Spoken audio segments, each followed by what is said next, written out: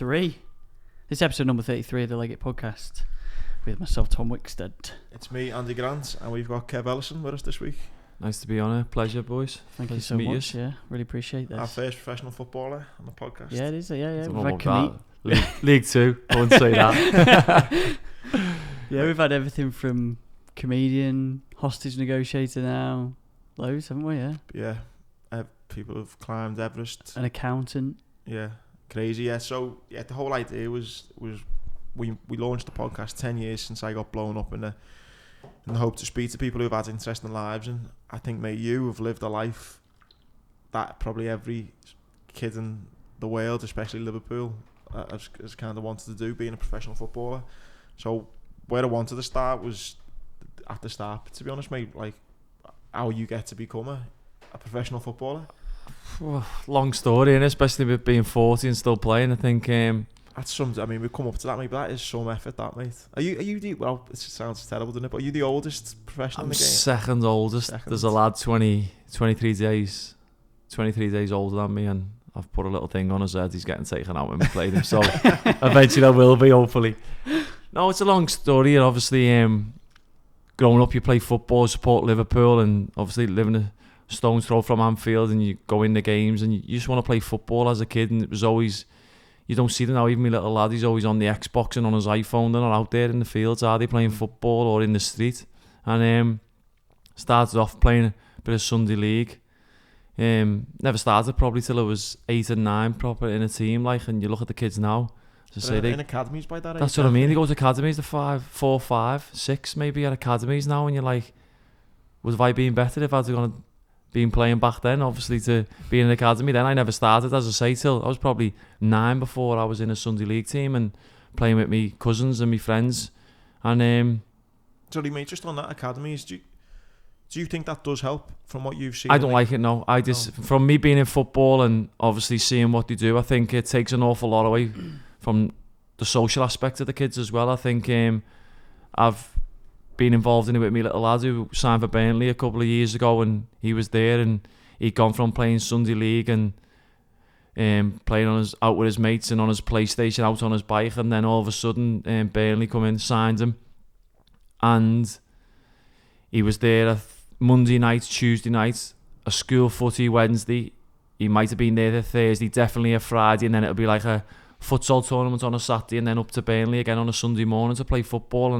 And one day I come home from training, and there he was crying at the door waiting to go to football. He said he didn't want to go, and I was like, what's up, mate? And he's like, I'm not liking it, I'm not enjoying it. I think I'm doing a bit too much. I'm missing, obviously, as I say, his social life, his mates and his bikes and his computers. But there's my mum at the time I pushed you, and she was pushing me into forcing him to go, and I was like, Mum, he doesn't like it, he's basically crying, I'm not going to force you. I had to force you when you was a kid, and you never forced me that much. I love playing football, he loves playing football, but he didn't want it that much. Is that because they just want to try and get the money's worth out of them? Or is that because they know that it needs to be seven days a week to...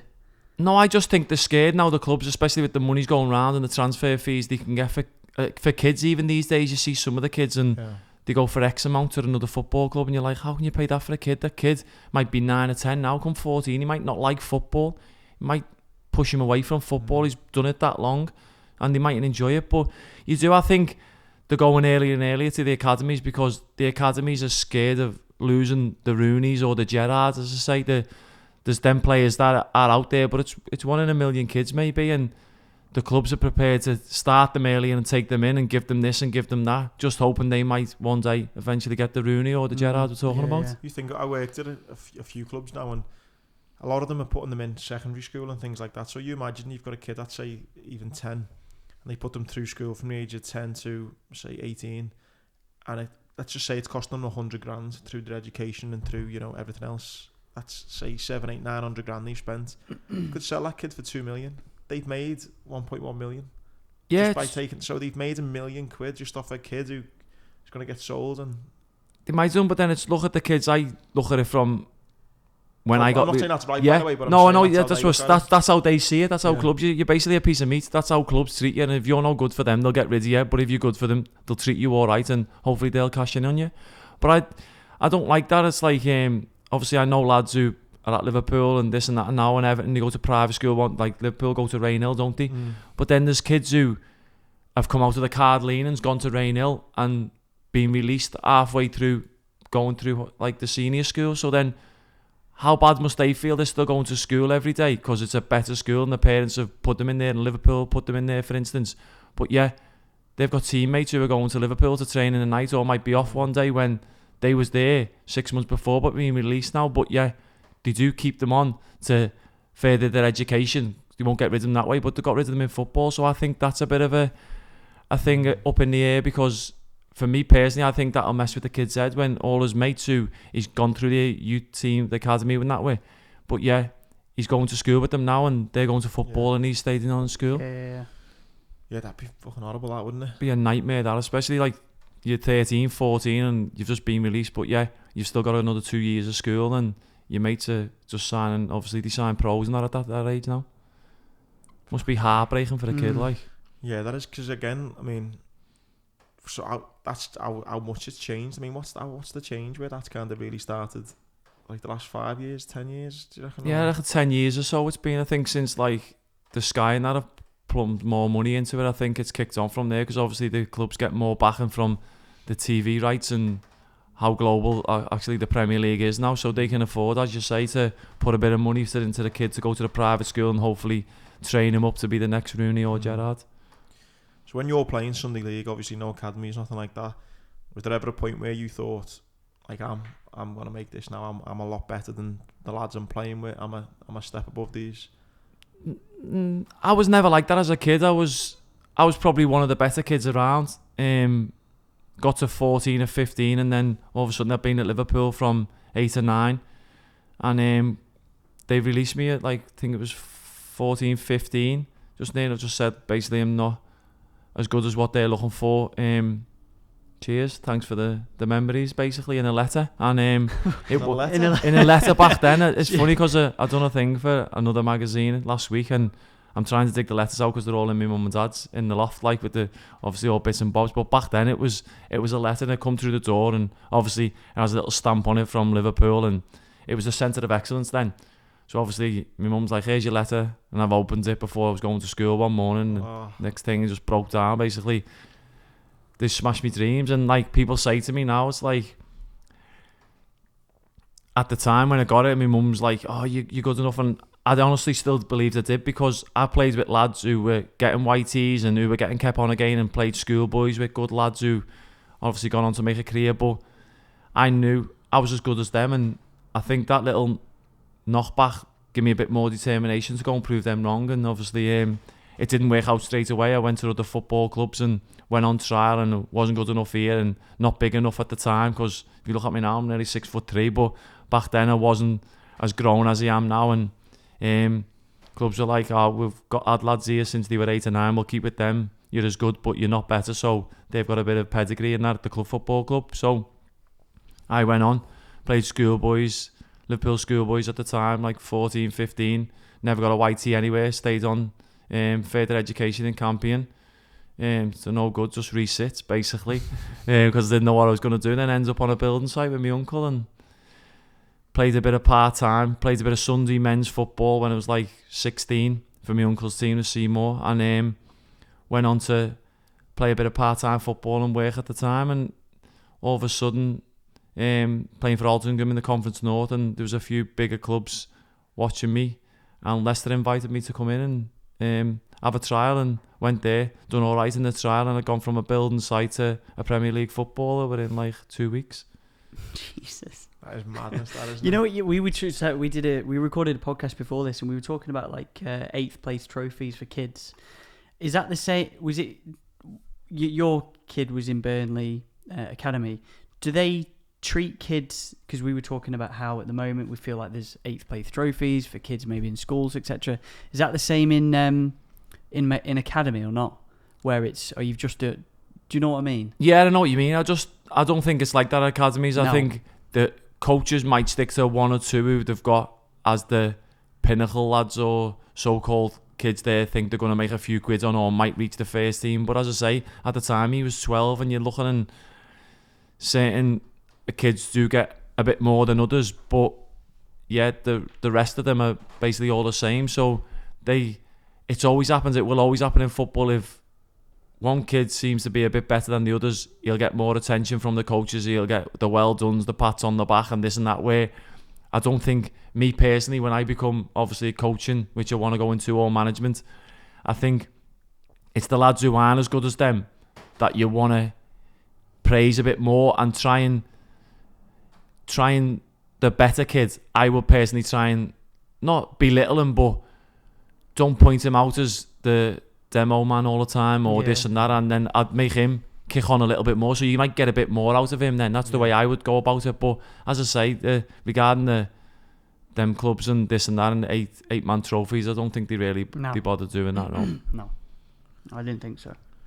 Like, what are you thinking then when, like, your life, I mean, was it kind of, back then, was it life-changing as it sounds, going from a building site to the Premier League? Was it almost like... No, Wayne, to be fair, everyone thinks, oh, you're playing the Premier League, got this money, that money, but I was probably, back at the time, I was working and playing part-time football, like train Tuesday, Thursday, play Saturday for Alty, and I was getting cash in hand on a building site, so I was on as much money back then as I was when I went to Premier. Yeah. For Leicester, as obviously, when I went and signed for Leicester, I'd obviously sat in a little office as we are here and talking with Peter Taylor at the time. My agent was in there, and then they talked a few figures, and I'm looking thinking, well, I just want to be a footballer, I'm not really asked about the money. And then my agent tapped me and said, can I have a word? And come outside, spoke to him, and he's like, are you really going to sign for that and this and that? I was like, I just want a chance. I want a chance to prove myself, and that's what it's about. Like, that's what I want. And he's like, I know, but I maybe had to handle more and that. So the next thing, gone back in, and Peter Taylor said to me at the time, can just have a word with you and myself? I was like, yeah, fine. I was like, said to my agent, you'll have to step out. I'll just speak to him. And he's like, listen, your agent's basically going to fuck this deal up. He said, you're asking for X amount. If you speak to anybody, ring the PFA, here's the number. If you speak to them, this is what an average 21-year-old at the time is on, which was £750. So I'm like, yeah, but I know what you're saying is I want to sign. They knew they had me by the balls. It was basically come and train and play, like try and get a chance to play in the Premier League or go back to the building site. So where I'm going to go? But yet my agent's arguing there, and in the end, to be fair, he got me 50 quid more a week. So I ended up on 800 quid a week back then, which was probably a lot of money. Yeah. You're going back to what? 2001. So it was good money, but I weren't bothered about that back at the time. I was like, growing up, as you say, you want to be a footballer. Everything's about being a footballer. And I'd had so many knockbacks and so many refusals growing up. For just to get the chance to be a full-time footballer, I'd have snapped their hands off. And if it meant at the time I would have got rid of my agent and signed for less money, I would have done that.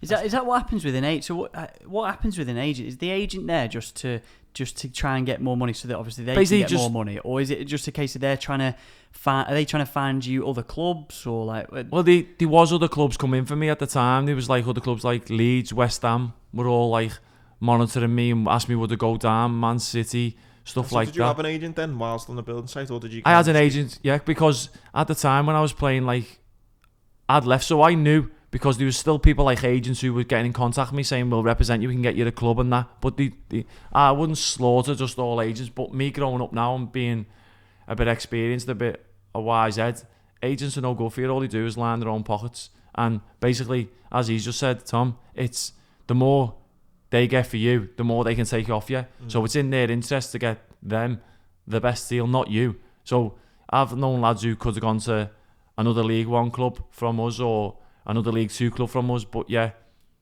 the agents has basically fucked deals up because they're asking for too much money, and that's the way it is. I think if you look at it now, it used to be a license. Need to be a licensed agent. Now it's not. It's like you can have your dad, your brother, and I think that's where there's a lot of money in football going out of the game, and like it's a shame because you have these agents. Don't get me wrong, if they do get the lads the good moves, yeah, it's fair play. But if you look at the likes of Berry, they've paid agents fees over so many years, and where they are now, they're gone. So it is stuff like that they do drain it from. But at the times, you look at it, they say they're looking at the best deal for you, which me sitting here now and being experienced, I don't think they are. Right. And you are, to be fair, the most experienced one to say. You've been in the game, what, 20 odd That's years? what I mean. You've got like some of these lads, like I see agents now and the young lads coming through, and you're like, some of them might have been at a club when they're 14 or something, and then all of a sudden gone, I want to be an agent, because they've seen someone or heard he's getting this amount, and then they're trying to speak to you and going like, I've had a few recently saying like, would you come on board with them and we'll give you X amount per player, and I think you've got a bit more pull than us, because it can be anybody. It can be like me, where I was on a building site and then turn up one with a suit on and yeah, I'm an agent. That's basically the way football's gone at the minute. Anyone would you be an agent? I don't think I would. I want to stay in coaching and management. Yeah. I want to go down that route, but then if that doesn't come off, who knows? You know what I mean? You can never say never, because I do have contacts, but me being in and around agents for years and years, I'd take the good parts of what they do for the lads. I know they give lads boots and that, but that's nothing. But you see them going to, like, as I say, we'll go back to the academies now. They'll go and get a kid who's 10 and 11 and go to the mum, oh, we'll buy him with boots. Don't buy boots, we'll give him this, we'll give him a few trackies, because they get, obviously, the bigger stars, the Gerrards, the Rooneys, the Ashley Coles, they'll get Adidas sponsorships off them, so the agency gets all the stuff. So yeah, he just gives it all to the kids, and the parents think, oh well, he's buying my kid boots and he's giving these tracksuits and he's getting them tickets for the game, not realising that the agent's not giving it. It's not out of his own pocket. He's getting this for his company, and that's where it comes from. It's big business, isn't it? If he can get that family on board, and then 10 years later, yeah, it's massive. That's what I mean. That's why they'll go and do it to most kids, because they know, as like a football, like as the football clubs do, they'll get one kid where they think, all of a sudden, get him a move. They're made for life then. Yeah. You seen it recently with the Bobby Duncan thing, didn't you? Yeah. On Twitter, his agent coming out, and don't know if you've seen it. I didn't know what was that. Had a young lad playing for them, and his agents come out, and don't know the full story, but I think the fact just that his agent come out and just made everything so public was just. See, I think it was bad at the time, but then it's probably got on the Bobby move. what he wants now. It's got him a 3-year deal in the Serie A. Yeah. Do you know what I mean? In Italy, so where I honestly believe, if you ask me now, his agent was doing what he could to get another deal at Liverpool on more money. I reckon, yeah. I honestly believe that, yeah. But then obviously Liverpool have stumped up, going, no, we'll see how he goes. He's still got another year left. We'll see where he develops. But he just put a spanner in the works, and then everything come out, and it's like he said, like he can't come out of his room. He doesn't want to come out of his room, and that. So it's crap on the lad, because the lad just want to play footy. That's what it boils down to. But yet you've got an agent again, who's a well-known agent, who is trying to make as much money for himself, not worrying about the kid who's only 18, 19. Yeah. What about if an agent approached your son? What would you say? I'd say no. Would you? Yeah, definitely. It's like I speak to people now. I've got like my little son. He plays, and there's a few of his mates who are brothers who play for Liverpool at the minute, and obviously I've had their parents the last 12 months asking me, oh, this agent spoke to me, said he knows you, and it's like a few ex-players I've played with and this and that, and they go, he wants to represent obviously so-and-so, and I'm like, well, you don't really need him, you can do it. And he's like, do you think? I was like, yeah. Or I could speak to you and give you advice, what you could say to them, without like, that agent's just going to take money out of your and your missus' pocket and the lad's pocket, basically over the long run. That's what they do. They're just trying to in it for themselves, which it's a horrible business. Football is a horrible business, and that's what happens. You see so many deals, and it's like, you think, why is he signing him? Why is he signing him? He's gone there again, and you're like, there's obviously something somewhere regarding backhanders or whatever. Do you know what I mean? It's football agents, and they say it's fucking horrible. Yeah, it is horrible environment. But then it's like dog eat dog. It's like, we had a lad play for us a couple of years ago, and he retired and then went an agent, and then he still spoke to one of the lads he used to play with, and then one of the lads he used to play with, our manager, being in contact with to sign him.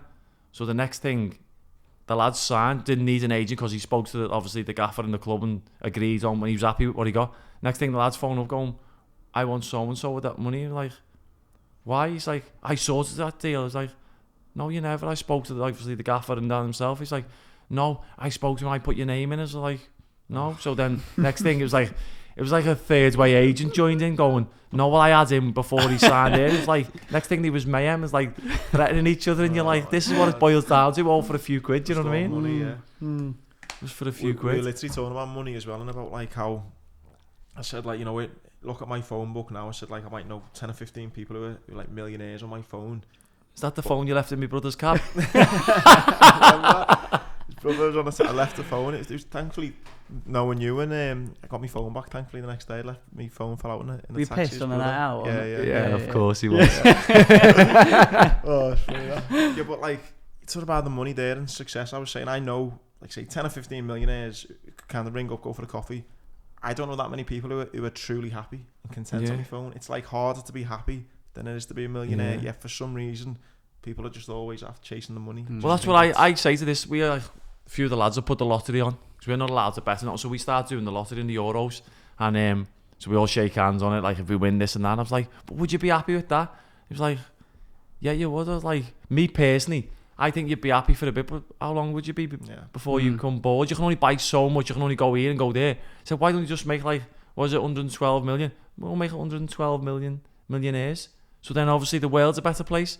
But I was like, "No, sure you wouldn't get bored." I said, I wouldn't be, me personally, I wouldn't be a better person a year down the line for winning that money. No. The kids might have a better lifestyle and have better things, but you soon get fed up of going here and going this, and they're like, "I'll pack footy in tomorrow." And you're like, "I'd still play." And they go, "You still play footy tomorrow? So if we had a game tomorrow, you won the lottery tonight, would you turn up?" Like 100% I'll turn up. They're like, "Mate, I'm getting an helicopter flying over the ground. I'm fucking you right up."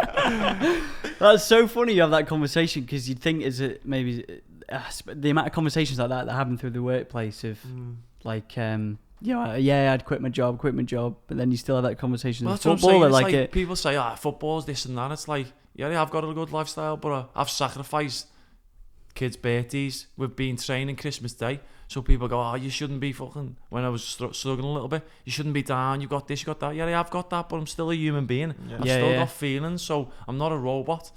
And the lads, like, some of the lads now, it's like, if I can go and get X amount, what I'm getting now, working on a building site or in an office, I'll take it. And I'm like, what, rather than kick a football? Sure, this is what you wanted as a kid. And they're like, nah, because it becomes a cruel, horrible, bullying type environment. Do you know what I mean? It makes me so sad to hear that, mate, because again, you know. That's what I'm saying. How many kids out there would would you break the heart thing? And he plays for my team, or ex-teammates, they play for us, and it's like, I want to be like him, but he wants to be on a building site if he could get the same money.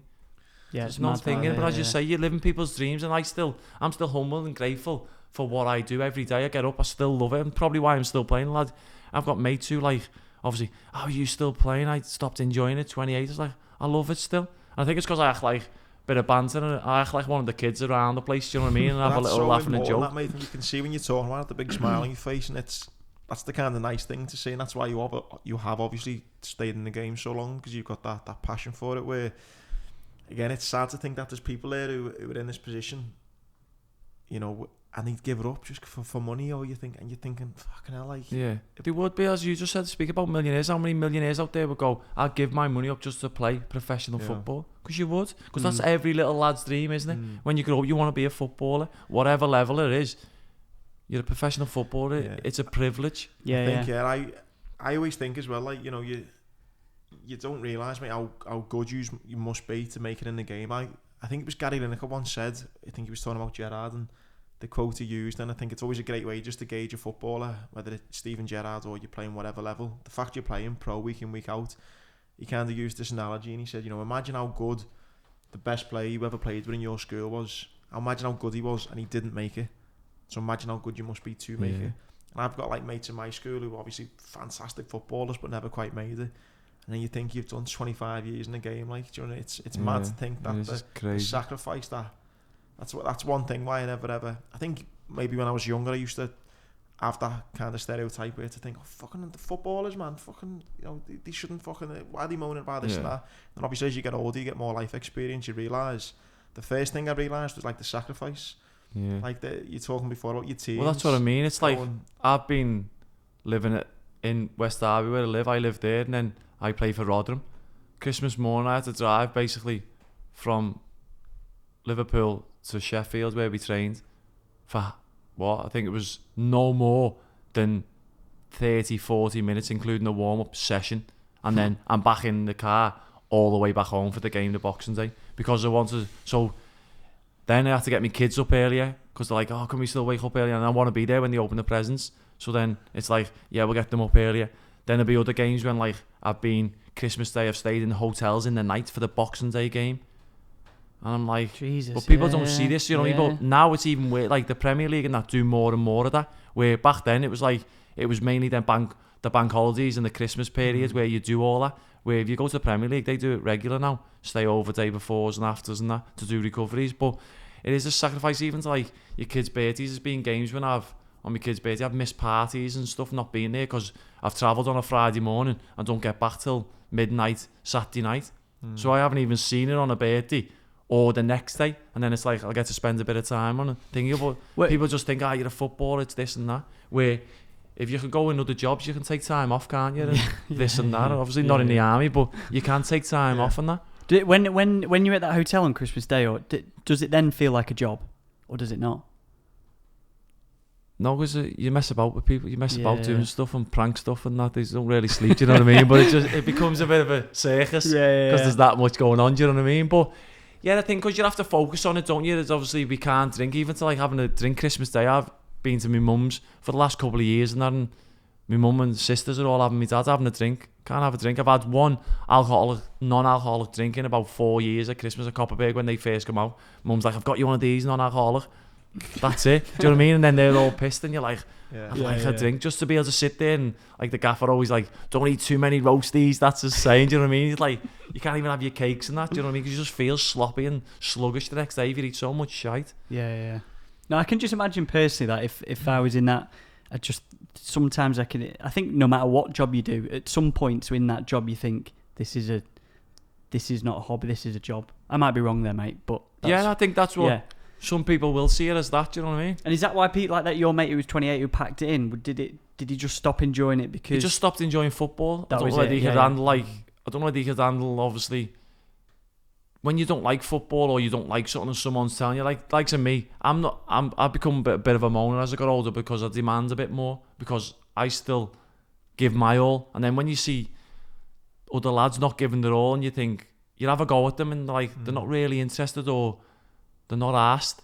And you think, why aren't you asked? Then you'll find out, speak to them or a year down the line, they've retired and packed it in. You think, that's why you weren't asked. He didn't enjoy it. So you're trying to demand a bit more out of people who really don't want to be there. Yeah. So it's hard to you end up falling out with people and certain individuals. Funny. I literally had this conversation about a week ago with my dad and I was talking about a surgeon friend I know, and he's like Marmite. Some people love him, respect him, love working with him, and because he demands the best, and other people hate him. And I know. And then that was it, sorry. And then I remembered that Peter Crouch done an interview about Steven Gerrard, and he was talking about Gerrard like fire a ball into me, and if he didn't control it properly, Gerrard would give him a look. And I think people and yourself in that bracket where when you demand high levels, people can go two ways. People can go, you know what, fuck, I need to raise my game here. I want to push on, and he's making me be a better player, a better person. I want to raise my game, and that's great.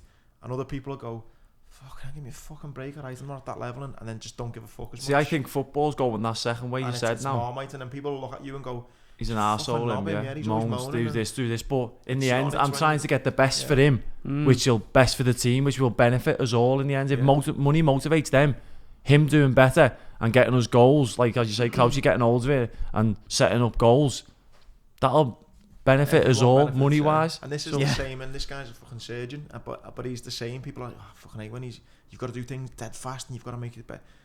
But if everyone does that, the fucking patient gets better quicker and gets a better operation. But people, like you say, can go, fucking hell. But it's like that now. I think academies are making footballers like that now, where you can't say nothing because we've had lads who a couple of years ago, a lad from Man United turns up in a 60 grand car, got out with his Apple Mac, his iPhone, all his beats on, and you're like, he looked, if you said a typical stereo footballer, that was him, and you think, fucking hell, what a player he looks. Next thing, get on the pitch, kept kicking it out of play. Got dragged at half time, got sent back to Man U. Not good enough. He couldn't physically handle man's football. But the more that someone said to him, fucking hell, come on, need a bit more, are you? The more he'd just go under. And I think that's because academies now, you get your steaks, your salmon's dinner, where we have to bring our own dinners at the minute because we're in a university. You have to wash your own kit. They get everything done for them.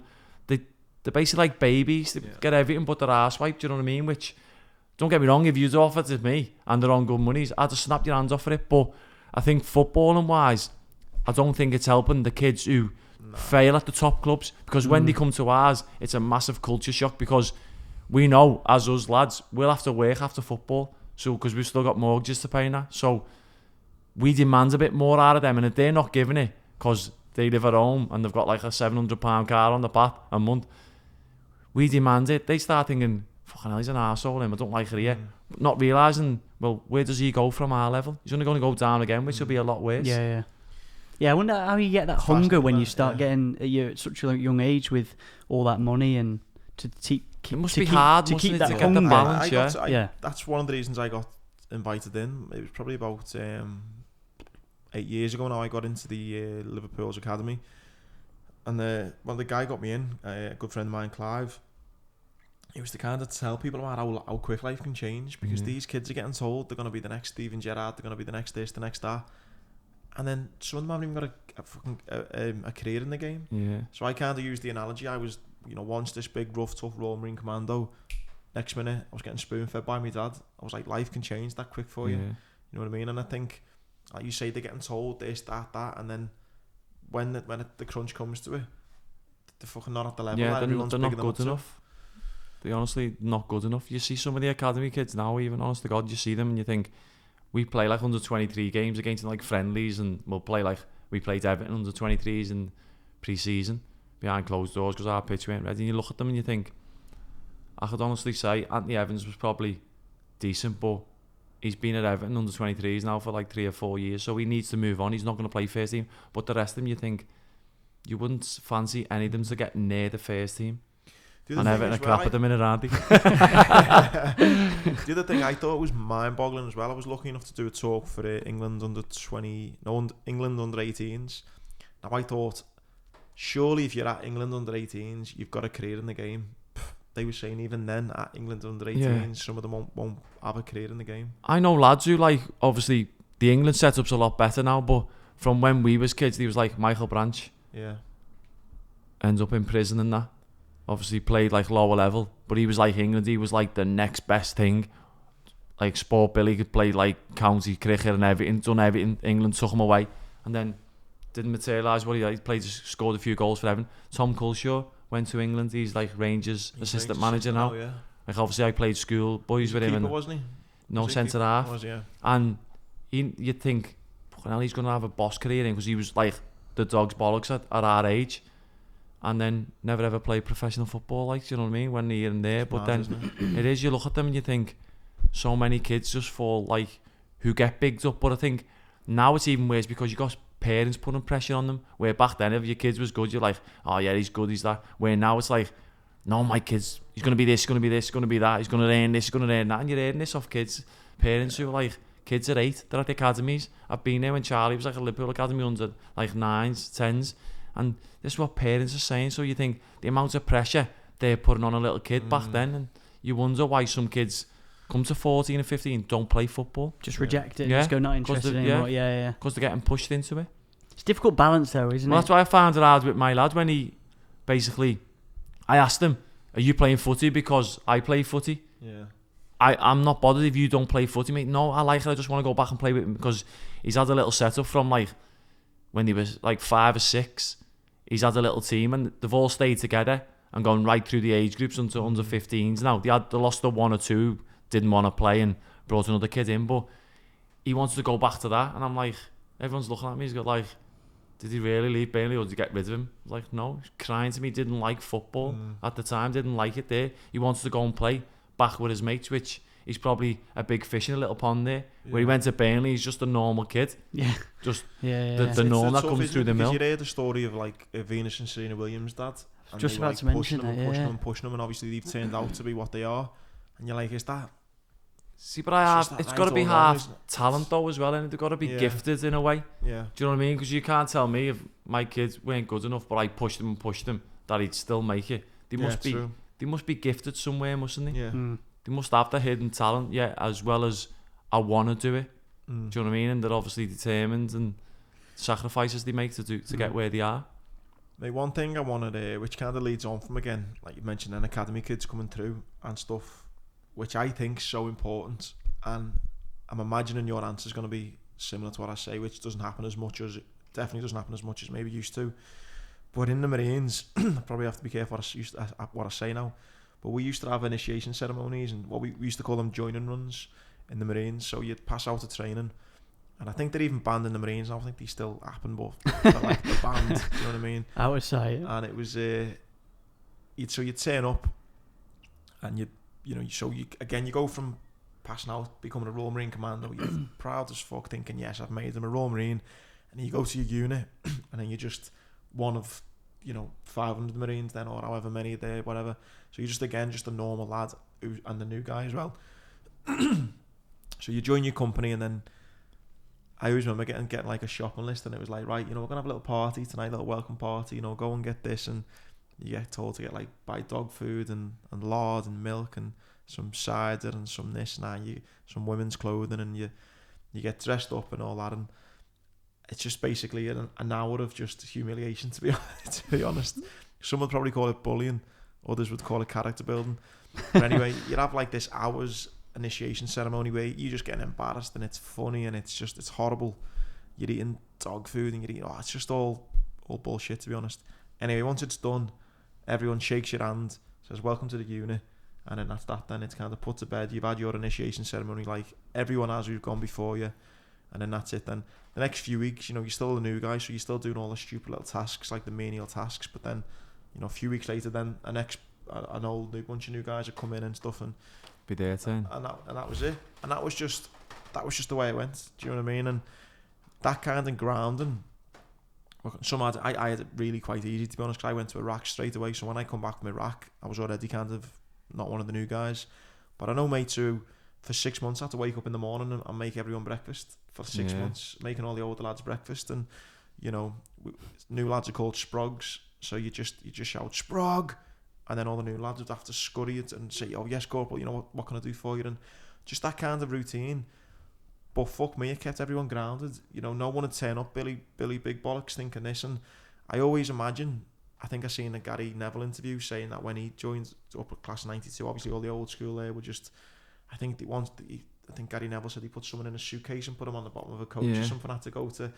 Now I'm imagining that maybe did happen at the start of your career, but you've maybe seen it take down. So totally gone from the opposite end. Now you got the sprogs, as you call them. They'll be telling you to make teas and that on the bus. Where when I was coming through, and I never turned till I was 21, so I was fortunate. I missed bits of that. But yet we'd still have, like, when a young pro come in or a YT into the room, you turn the lights off, socks, footies, and just volley them at them and that. And you tie them up, you put boot polish on them and that. But if you're doing that now, you could get sacked for that in our job. Same, it's bullying. Yeah. That's could what you actually say. get sacked? You get sacked physically. You would honestly, you get sacked. You have we don't want. There's that much going on now. It's like you can't even say half the stuff that you used to be able to say. Not like racism or just like all general stuff that gets said in every walk of life. Yeah. You can't say stuff now. And down to that, it's like you can't even, the initiation like now. In schools, you can't say blackboard anymore. No, they can't say nothing. No. I know. That's just gone mad. But I think the world's gone mad, hasn't it, with the social media? I think that's where it's all thing. Because like you got like players who tweeted stuff like 8 years ago, and it's popping up online now and then they'll go and get games banned. And you're like, how's that someone's dig for you? But coming back to that, it's like the initiation now is a song where. When like the last few years, it's all the, obviously that stuff of doing this, and you're the young lad, you got to make teas on the bus. And now, because like half of them have been in academies and then like left the academy and come to our level, they're like, you ask them to make a cup of tea and they're looking up and down like a piece of shit, and you're like, what's this? This is what we used to do. Do you know what I mean? And it's like, I'm not making it. And you're like, you're the youngest on the bus, you've got to make it. Even like down to like the initiation is a song now. You have to give a song on a Friday night, the first away trip, it's a song. And used to like be up for 2 or 3 minutes. Now it's gone like year and by year. It's like come down. It's like literally it's a 30-second song thing now, which basically gets a chorus. But they have the phones in their hand, where normally you'd have a spoon or a stick, and as you get up there, you get pelted with all the food, like where we have our food in the dining room. And it's not even that now. They're like, I'm doing 30 seconds. That's it. If you don't like it, get off. And like, it's not like. You'd rather get them up like that because the type of persons them people are. You get them up to try and make a cunt of them. Because if you say, oh, well, we want 50 quid for the kitty then for the Christmas party, Oh yeah, there's 100. That's what they'll say to you, do you know what I mean? You're like, you cheeky little bastards. We used to, I had to stand up. I was stood up in women's clothing. You've got like 100 fellas there all having a beer. Everyone's getting drunk and you're standing there on this, it's like 4 new lads. You stand up and it's like, say your name, where you're from, and an interesting story about yourself. You stand up, you're like, hello, my name's Andy. I'm like, that's a shit name. Just start pelting eggs at you. You get fucking See, but I think that's, same. I think that would keep a lot of the kids grounded. I know, like, the FA and the PFA get involved with us now, and you say it's bullying, even like to saying stuff to them, and like, you're like, Gaffer ends up going, be careful what you say to them and that, do you know what I mean? Because the kids coming through now, I'm like, yeah, but Kev, you don't realise you like was old school and now you're coming into the new way. You got to manage them different. You can't speak to them like, oh, but I'm keeping them ground. That's what they need, it, Gaffer. Yeah, they might, but we can't do it. We've got to go other ways about it. And you're like, our Sergeant Major used to go with like lads, you know, and he'd kind of look at you and wink, and he'd be like, I'm telling you not to do a joining run tonight. Okay, I've told you now. If anything happens, it's something to do with me. I've told you. And it was kind of, you know, go and do one, but like, I've told you not to type thing. And we used to have theme joining runs when the film 300 come out. We'd line up all the new lads, and my mate Pat, there was like this nettle bush, and he lined them all up naked, and he was like, this is Yankee Company, and like kicked them all, and they all like fell into the these nettle bushes and stuff. And fucking the next day it was all like shaking out. It wasn't bullying, everyone was mates, and it was all cool, and it made everyone together a bit more of a team as well. Do you know what I mean? Yeah. Well, it's like the only thing we've done similar to like doing stuff like that. We went to Cassius camps, it was in the lakes a few years ago, and it's like teams go there for a couple, like a long weekend or a couple of days through the week, and we went, and it was like that, just character building. It was all doing stuff, and it was brilliant for all the new lads as well, because obviously pre-season you sign a few new lads. It's like to get everyone together and do stuff like that. You know, obviously running through the wood, building rafts and in the water, and as some lads, like obviously the black lads, like, I can't swim, I'm not going, that's too cold, and that you're like, get in there, do you know what I mean? But it's like, that's the way it is, I think, to keep people grounded, because some people like, they want to come and say, oh yeah, I'm a footballer, I've got this wash bag, I've got that car, but yeah, they won't get their hands dirty when we're doing like team bonds and things, and then you're like, nah, this is like, massively. Yeah. What about managers? Have they toned it down then in terms of all? Yeah, like, there's still one or two like old schools. You know what I mean? Like, funny you say that. It's like there used to be what's his name now? Thingy Allen managed Barnet and Gillingham and all. Martin Allen. They called him Mad Dog because he was crazy. He's like that pre-season. He'd have them like, you go run around the field at the training ground, but then he'd be in and out, zigzags through the bushes, nettles. Lads are like, can't do this, Gaffer. He's like, no, this is fucking what it's about. This is what it's about. Do you know what I mean? He's proper old school, and like people go, I wouldn't like to play for him. I've known one or two that play for him. Just gone, he's a bit cuckoo. But me being me and how I am, he's one of them managers I look at who have played against over the years and think, I'd like to play for you just to see what you're about, and I think we could get on. Do you know what I mean? Where you see some of the lads go, fuck that, if he says he's signing me, I'd rather pack him footy. Is that, you'd be like that manager then if you went? No, I don't think I could nowadays. I honestly don't. I think I would have liked to been a few years ago. You think, yeah, I'll be a bit harsh and get a bit of respect, but in a fearful way, because I think that's the way I grew up. I had a bit of a fear for a manager. If he said something, you'd be like, oh shit. Where now, I think the players respect managers, but they don't fear them. There's no fear there, so I don't think you get as much out of a lad when there's no fear there, because they come in, they know you're not going to get shouted at or canes and this and that, where I do honestly believe they respect them as managers, but there's not that little bit when I come through as a little fear factor. I do honestly believe you need the fear factor of bit of respect, because it gets a bit more out of you and it keeps you grounded and not tossing things off and half-hearted going into training and this and that.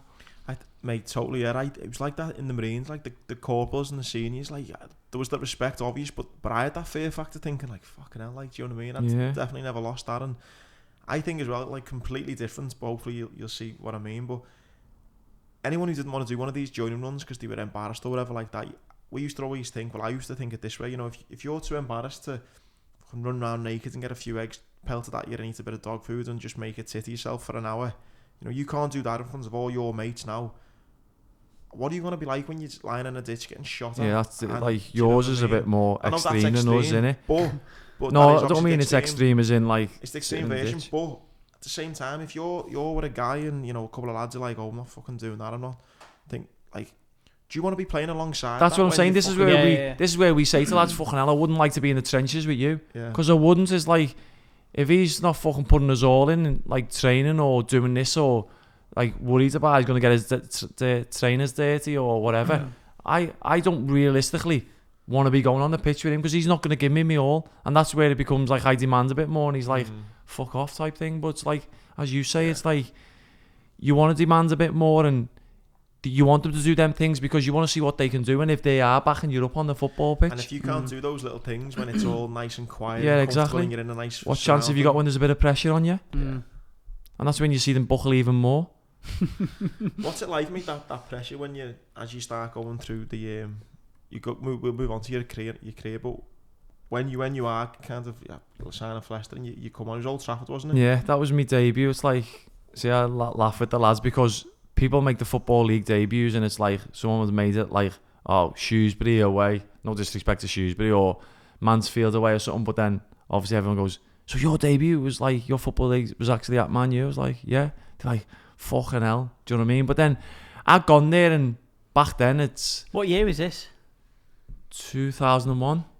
So it was like Dwight York and Scholes, Keane, Sylvester, Jaap Stam. It was like the Man U of the European, that's what I mean, the European champions and that, and they were like obviously Premier League champions. So I've gone there, and it was funny because I'm sat on the bench and he was like Steve Guppy, Trevor Benjamin, Akinbaye at the time, who they paid £5 million for. He was fucking obviously big money back then, and he just never produced.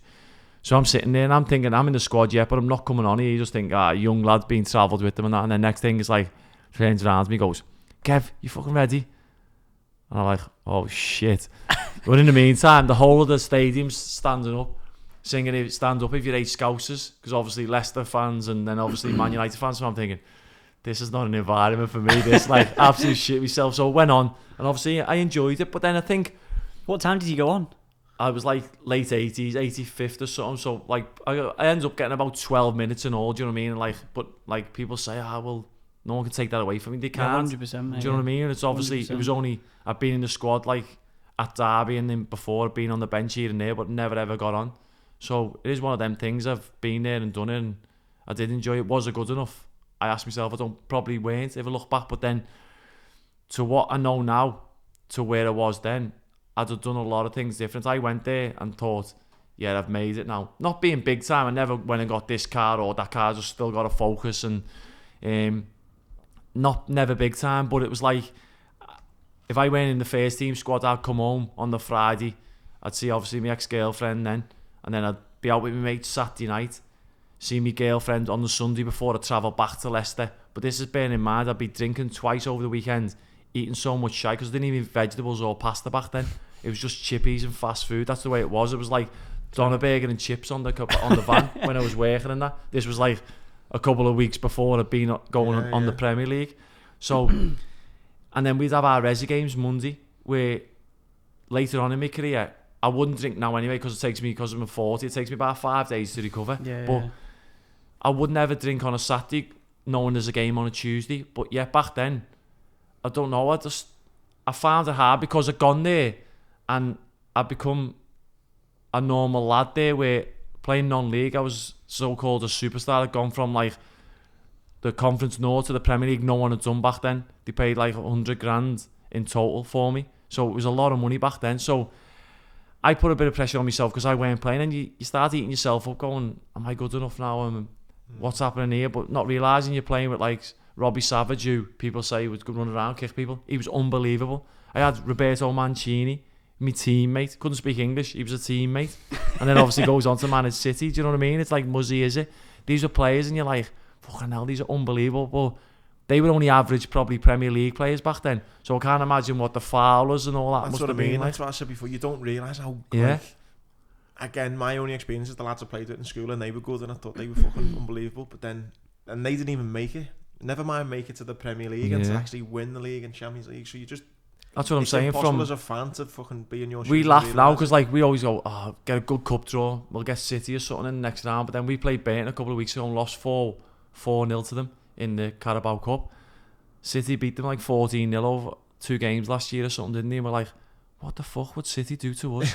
We want to play them, and everyone's like, yeah, but still be good to play us. Like, mate, this is pulling your pants down without Vaseline. Do you know what I mean? Do you really want to play that? Yeah, fucking hell. 12 minutes, yeah. Did you? Cause you can't really prove yourself in 12 minutes, can you? No, that's what I mean. I got a couple of touches and I kicked a few players. Do you know what I mean? Which was like the highlight because I was a Liverpool fan as a kid growing up. So it was good, but it was one of them.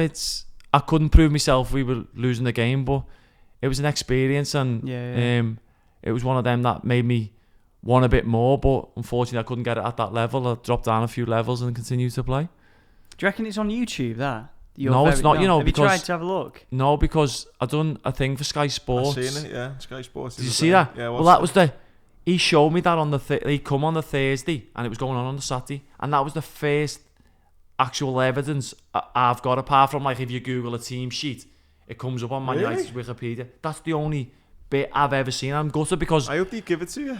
He sent me it, like, but it's like that's the actual only footage I had of coming, like, even Match of the Day back then. I remember, like, Match of the Day back then, it was like, do you remember the old VR bar? Was you old enough?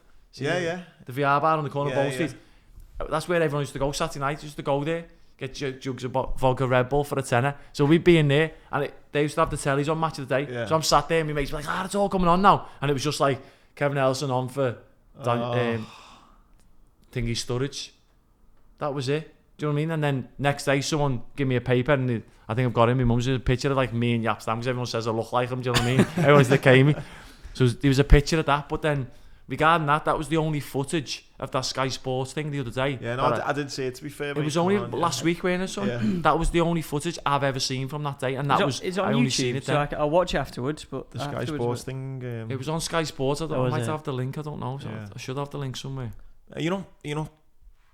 Petrified is maybe the wrong word, but you coming on, as a Scouser going to Old Trafford and there's fucking 60,000-70,000 fans, you're not thinking like...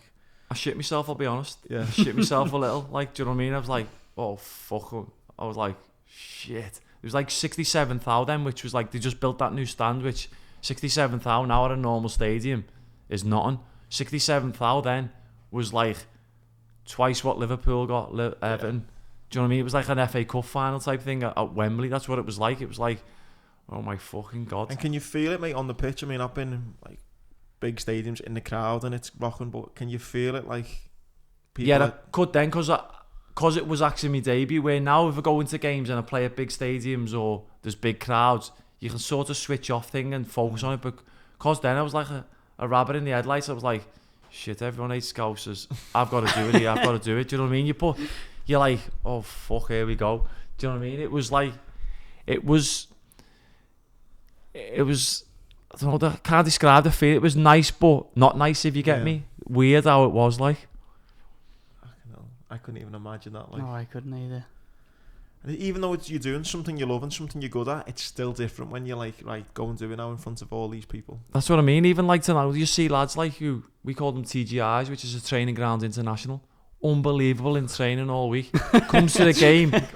That's comes to the game, and like they can't even handle like 2,000 people shouting at them. So people say to them, like, what chance have you got to go and play higher? Because the more higher you get, the more caned you will get, because there'll be more fans there. There's more social media around it. Yeah.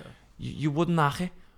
Does it really feel like a spot? When you're walking through there and there's thousands, does it really feel like it's just a spotlight on you, like, and that's it? Yeah, me now, since like the last few years, I think because I'm still playing old and I have a bit of banter with fans. Fans give me stick, and if someone gets injured or that, I'll go and have a bit of stick with the fans. And like I get told, I've been warned off the FA not doing it. Gaffer tells me not to get involved. But if a fella comes with his kid and he starts speaking to me or has a bit of banter, I'll give him a bit back. Then you get the odd woman or the odd fella, and I'm like, do you get bullied at home, mate? Has she got your pants today? So I have a bit of banter. So then they all jump on him. Then his own crowd turn on him. So I'll have a bit of a laugh. So I get involved in it. So I feel sometimes stuff will happen in a game and it'll get thingy, but if it happens to me, I get so much dogs abuse, honest to God, it's unbelievable. I enjoy it. I think that's part of the reason I'm still playing in that. I do give it out, but yeah, I get so much flack, do you know what I mean? And it's like, it's enjoyable in a way, because I always say to people, it's like, well, they'll never boo a bad player. If you were shit, they wouldn't care about you. So I take it as a compliment that I get booed or I get so much abuse because they're obviously worried about me playing against their team. So I do take it as a compliment. And it doesn't have any. If there's people on the side like just constantly, mate, that would do my fucking head in. No, but you do get ones like you'd love to do like a Cantona. Do you know what I mean? You go to certain grounds and the same people are sat in the same place, and these are like being sat there for the last 10 years. I've played against the team, and like they become a bit annoying. Do you know what I mean? And you think I'd love to just jump over there and 2-foot you, like. Mate, what does what does a normal week look like for you then? Me. See, this is another thing that's changed in football. From when I first started, it used to be being for 10 o'clock. Every single day? Yeah, every single... Except. No, well, that's what I'm saying. So, being for 10 o'clock on a Monday, you come in for 10 o'clock, have a little mess around in the gym, make sure you're out on the training ground at 10:30 start. If you're out, you get fined. Then it'd be like, if you played a game Saturday, you do like an hour and a half. You could be back in your car and on the road by 12:15. Really? Even having dinner. That was like when I first come into pro football. So over the years, Stevenage and that got some crazy crank guy in Wesley in charge, and obviously he was like a billionaire man who plumbed money into the club and decided he wants to take over. Fair play to him, he got the promoter from like the conference up to League One and then back into League Two. Now he's not there no more, but he had his philosophy of coming in the morning, would do a weight session, and then it'd be like train football, come back in, another training session in the afternoon, maybe a legs or an upper bodies, depends on what you've done in the morning. And then 3 o'clock, it'd be like a classroom session of how they want to play in that. And it worked because they got promoted a couple of years on the bounce. So next thing, the last few years, all the chairmans have, oh no, we're doing shit. Why haven't you got them in this long? So now it's like you do double sessions. Sometimes your sessions don't start till a bit later now. And you're not on the training ground till actually out on the grass till like 12 o'clock. Sometimes you could be in at the ground where you train at 10, and then you'd around for 2 hours doing bits and bobs, try and get ready for the training ground session at 12 o'clock, where in the old days I say to the lads, fucking hell, I'll be back on the M62 here on the way home from Stockport and that, 12:15. But yeah, we're just doing a warm-up on. That's the way it's gone, because really? They pay you less now, because money's gone in our levels. Like, money-wise, it's gone. It just keeps draining and draining. Obviously, Premier League going that way. League 1 and League 2s are going that way, do you know what I mean? It's the conference, but they want more out of you. It's mad, and it's like some days, like I've been there and you've physically not done anything to get a sweat on. You've just done like obviously walking through shape and watching DVDs and that, because the manager's getting pressure from upstairs and that, saying basically just to fill the day more. Fill the day more. So it'd be like, that'll be a Monday. You do similar Tuesday with a bit of running afterwards, and then you'll be off Wednesdays. Most Wednesdays you get off unless there's a resi game and someone plays for the resis. And then Thursday you're in. Is that still standard now? Wednesdays off? Yeah, still standard now. But like some clubs don't. Some clubs have changed it to get a Thursday off now, because there's a few clubs like Bury, like I know Lowy, because I went to school with Lowy now, who's gone to Plymouth now. Yeah. So I grew up with him, and obviously his ma and my mum and all mates. So they started having Thursdays off, and because they got promoted, other clubs have jumped on that now and gone, well, they have Thursdays off, let's do what they do. But bearing in mind, it might work for some of their players, which not everyone's the same. So you can't go off what they've done for you to try and get. That, yeah. It's kind of a little bit like when it only come to like, so I watched the Gary Neville and Roy Keane thing. Have you seen that interview he done? Seen bits and bobs of it, yeah. And he was saying like, when Arsene Wenger came in and Arsenal started dominating for a bit, when he come in and changed all the diet, and then suddenly everyone jumped on the bandwagon. It was all this go from this old school drinking to get this nutritionist in and stuff, and on things just start changing, don't they? And then people try and jump on it. Well, that's what it's like with us, when you'd never ever have a sports science fella at our place. It'd be your assistant manager who would take your warm up, and then the gaffer would do your sessions. Where now, if you look, some of the clubs at our level, obviously the bigger clubs, the Mansfields and that and stuff, they'll have 6 or 7 staff, like they'll have who travel with them. Where back in the day, and you think, how can they still afford all of these? Because they'll have like a sports science guy, they'll have a nutrition guy with them, they'll have a masseur with them, they'll have another guy to warm them up who's not a coach, and then you'll have a coach, then you'll have an assistant manager, you got the manager, and you're like, you got the physio as well, and you're like, wow. So it's better obviously for us, because you are getting all the stuff, and they're making sure you have all the stuff after games and leading into a game, do you know what I mean? So it is better, and I think that's part of the reason why probably I'm still playing, because I've bought into bits and bobs off of sports science. Like, anyone give me it, like obviously we get drug tested, but if anyone says it's informed sport tested, try this. I'll try it, because if I think I can get another year out of taking that tablet or that protein or that recovery gel, I'll take it. Do you know what I mean? Yeah. But What about CBD? Are you allowed to take CBD? Not allowed to take it. No. Are you not? No, but it's You like don't know? no, not allowed.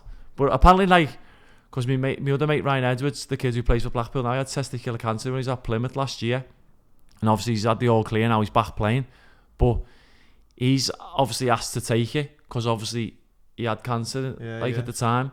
So like he'd been told, take it, it'll help you and all that. But then he's like obviously spoke to the union and the PFA and said like, listen, he's actually got a medical condition. Can he take it? And they're like, you can take it at your own risk, but if you get tested and it shows up, you're getting banned. Fuck. Why? But then obviously it's all coming in boxing and all that now, isn't it? Yeah, Martin Murray's just started one. Yeah, they're doing all the stuff, aren't they? But then it's like, I buy like stuff off this health span. I shouldn't be obviously telling this because they don't give me no discounts. But these obviously, you got to buy it. Even the proteins, down to proteins. Like we can't go into like the normal Holland and Barry, buy protein there. I can't buy a Maximuscle or this and that. It's got to be, it has a little tick on it, Informed Sport. Sport, really? Informed Sport. So bearing in mind, the same protein, because like your 2 bottles of water there, got the same water in, that'll have like the protein in $14.99 maybe.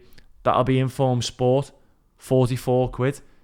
So you can't tell me that's going on a different conveyor belt in the same thing. It just comes in a different packet with a tick on. 40 quid there, Totally, 44 quid there. That's what I'm saying. But I can go and buy one in Tesco and that the exact same, all the same like grams of protein and same leucine and all that stuff in.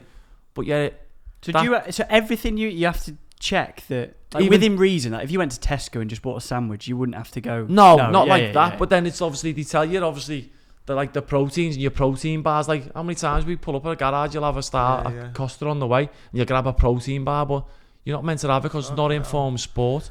What Even is that? down to medication, to the certain like you can only take paracetamol and ibuprofen if the doctor gives you them. We can't have certain cough medicines. So basically, when you're struggling, like it's got to be Folcadine or something. I've had it for years. It tastes as shit. It's horrible. It's just one medicine. Like, but now, like the last year, there's bits of Benelin coming.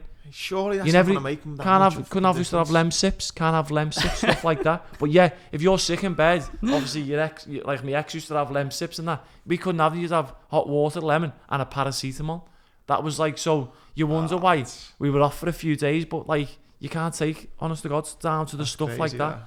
All the stuff, and it's like they give you the list now, and it just seems to be getting more and more. And then the Informed Sport have UK global thing where you can go on and see all the drugs, what you're allowed, but then even down to drug testing, they come around your house now and all that, you know, they knock at your door and stuff like that, and you're like, Oh, yeah, you just got to find a product there. basically you put the batch number in or whatever protein it's called, and you it'll can come see up. It says whether you're allowed to. It says like prohibited or not.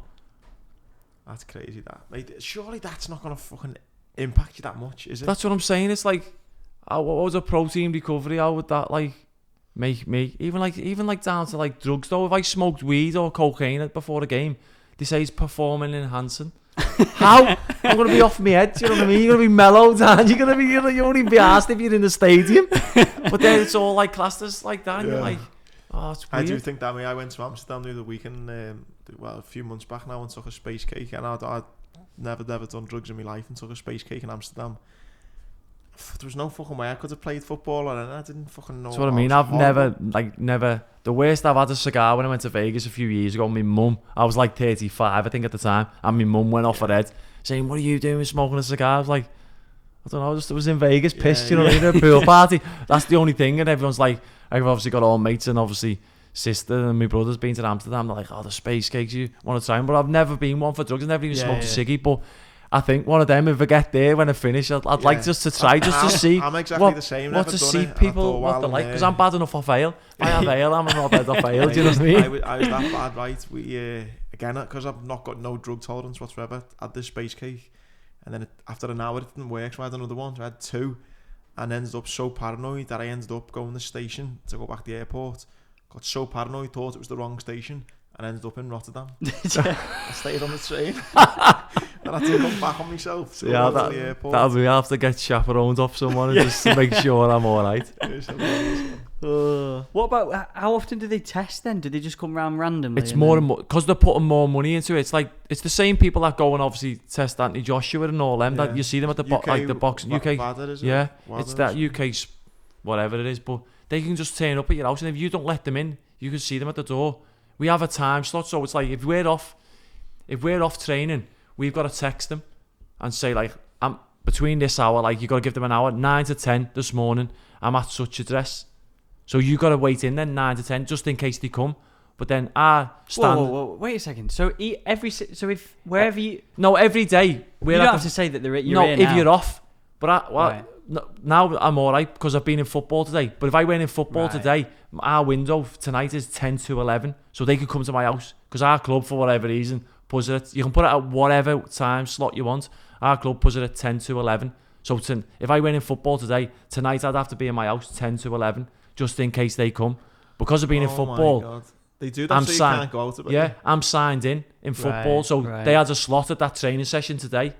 They had to come then, or they can't come. Fucking ball like that, mate. But then they could come tomorrow, or they can come at the game. But that's the worst, you play games, and I've been there. We played AFC Wimbledon a couple of years ago. And after the game, you're dehydrated because you haven't had a drink. You ran around, you're sweating. We were sat there for 2 hours afterwards, and they supply you with water. But you can't go nowhere. You're chaperoned in a little room, like whatever in case a mate pisses in that. You used to be able to go and get in the shower and they watch you, or you go for a piss and they'll be standing next to you. Now it's like you can't go nowhere, so you can't even go into the gaffer's debriefing. Gaffer will talk after the game, fucking shit, or it's good. They can't even. They used to be able to sit in with you. Now they can't. You got to go into a separate room. What would happen if you've just won the cup or something? You'd fail it. You'd have to go with them. You couldn't celebrate. You couldn't celebrate. That's what I'm saying. But it's like the VAR now. The VAR does me head in. How many times have you seen now lads not celebrating yet, waiting for the VAR? Yeah, if it's nothing, it's just ruining football, innit? But it's the same with that thing. It's like, what if you won the cup? Like that'd do my head in. But I'd take a strike for that. You get a strike. If you get 3 strikes, you get banned. But if like that case, I suspended. Imagine you're in Madrid and you go, Kev, you've a drugs test here. You're like, fuck off! I'm drinking out of this fucking cup here. Innit? You would, wouldn't you? Yeah, but then that's what I mean. But it's like Lowy, like going back to Lowy. They come on the training ground last year, and the session overran or something, and he's come, and one of them's chirped up, so Lowy had to go back, basically telling them to fuck off when they'll be ready when they're finished training. He got done by the FA, fined, and he had to. Missed like the game we played against him. We got a 3-game ban because he told them to wait till training's basically finished because you can't even speak to them or like swear towards them now because they report you. It's that bad, like, do you know what I mean? Where they used to get on, like one of them I used to like, Mark Heels. He was like my physio under schoolboys, Liverpool schoolboys under 11s. So going up through the years, he's gone like on a few coaching courses. He's like the first aid man. He's the physio who goes like the PFA involved, like, and he'll be there just in case there's an emergency. So he does it now. But like you can speak to him, but the other ones, it's like being like jobs where major jobs where it's like they look down on you and you're like, mate, I just want to celebrate here, or I want to get home, I can't piss. But they're like, you're not going nowhere. Wonder how you get into that then. You just that's all they do all day. That's all they do. Just go up and down the country. Yeah, athletes. Like it's just testing. Like a fucking ticket fella. Or something, do you know what I mean? Like a ticket inspector. Parking ones. Ticket inspector, yeah. Right. Like, going back to the thing a minute when you said that you played at that level and you kind of knew yourself you wasn't quite at that level. What was you like mentally thinking to yourself? You know what? I'm gonna have to drop down here. Was it like a big kick in the teeth? Was it, or was it? No, you know what? I'm okay with this. I can accept this. I accepted it. I think that's what helped me and probably why I still continue to play, because I accepted, maybe I look at myself and look at how I was, but then, as I say, I get back to that, obviously the diet and drinking and stuff like that. I don't think I gave myself the best chance of me proving myself back sounds, then. Mate, although, as we'll come to it, but it almost sounds like you've played your career in reverse. Do you know what I mean? Probably have, but it's like, but then is that like with life experiences, like half of the things like why I'm still playing now is because I've learned so much stuff over the years, and that's what I speak to the young lads now, and you try and give them advice, but the odd one or two will take it on board. And even me down to my little brother. My little brother was at Oldham YT and lived away from home and got a knee injury, needed an operation, and then next thing it was like he's just got a bird back in Liverpool, so he'd be like, where normally the whiteys will stay in Wednesdays and do extra, and he'd be coming home and he should have like Thursday they go to college on a Thursday, the whiteys, for further education. He'd get my dad to pick him up to come home to see his bear because he's like, he couldn't go to college because he was on crutches and stuff like that. And I used to tell him, I go, you got an unbelievable, because technically he was unbelievable. And like he was like City's, Man U's, Liverpool's, Everton. This was only like, what, he's 22 now. It's like 5 years ago. He was captain of the reserves at Oldham when he was still in school in Archie Beck. And you're like, you got an unbelievable chance. And I think like, not he didn't go out drinking or that. He just didn't take on board the sacrifices that I was trying to tell him to make, that he could have made a better career for him. Now he's a taxi driver picking Andy up. Well, I'm pissed. I know you're Kev. Fucking hell. God, yeah, that's a bit of a change, isn't it? Yeah, it's... Mate, I done this. I think I mentioned it on another podcast. I was in the gym. Actually, I go to the gym with Ryan and over the summer quite a lot. Obviously not now, he's down in Plymouth. But one of the lads, we went running on Everton Hills, and we looking over the city, and he said, I said, isn't it funny how small our city is, but how much of an impact it's had on the world? And he turned around and he said, just imagine how much wasted talent has come from that city.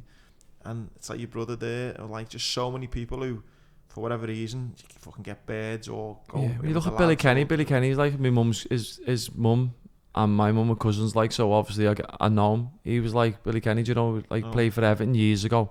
It was like, what, he must be 40, early 40s now. Could be years old, 5 years older than me maybe. He's like, obviously from Everton Park area there where I grew up on the hills, and played for Everton. Unbelievable. And then like obviously had wrong lads around him, ends up on drugs and that, and it's like I see him now and he's playing the over the hill mob and that, and you just think like he was at Everton, got released, and then obviously went to Oldham, all because like he was taking drugs back then, which when someone was on drugs back then, footballer, there's probably loads on them now and it's come out, loads have been on them, but he was like in the limelight. He was like captain England's youth and all that, under 21s, and you just think like, what a shame he is, like, do you know what I mean? It's like, just got in with the wrong group back then, and obviously going out scene and the quad and all that, do you know what I mean? You're like, what could have been, like, because he was like, he was tipped better than obviously McManamans, the Fowlers and all that, and you must look at them, you can't tell me he's not looking at them now thinking, fucking hell, I think, mate, that's what would eat me up, you know. I mean, I try not to have any regrets, but I look back at mistakes I've made and stuff in the past and stuff, and things that could have went differently, but I've thankfully been able to accept a lot of it. But I think I'd fucking struggle if I had some talent like that and didn't make the most of it. Fuck me, that'd eat me up knowing that what you could have done, and you see others. Because it's not see even about you. others, It's like it's like the likes of him. He could have set his family up. Yeah. Do you know what I mean? He could have moved them out of the area then, where there's still probably they still live in Everton on Mere Lane. Do you know what I mean? Where like we all grew up. So that's like, you just think, if only, and you can't tell me he's got no regrets now. It's a big one, innit? He might have had a fucking good night here and there in like in the Paradox or something, do you know what I mean? But you can't tell me he'd swap that for what they've got. No. Such a tightrope at that age, isn't it? You can just literally just fall either way instead of just going. And that's why I think, mate, like when I said before, I used to when I was younger, when I was inexperienced in life, and I used to think, oh, fucking hell, God, footballers, God, they're just good at footballer, but you don't realise the sacrifice that's gone in. You know, you look at someone like Trent now playing for Liverpool.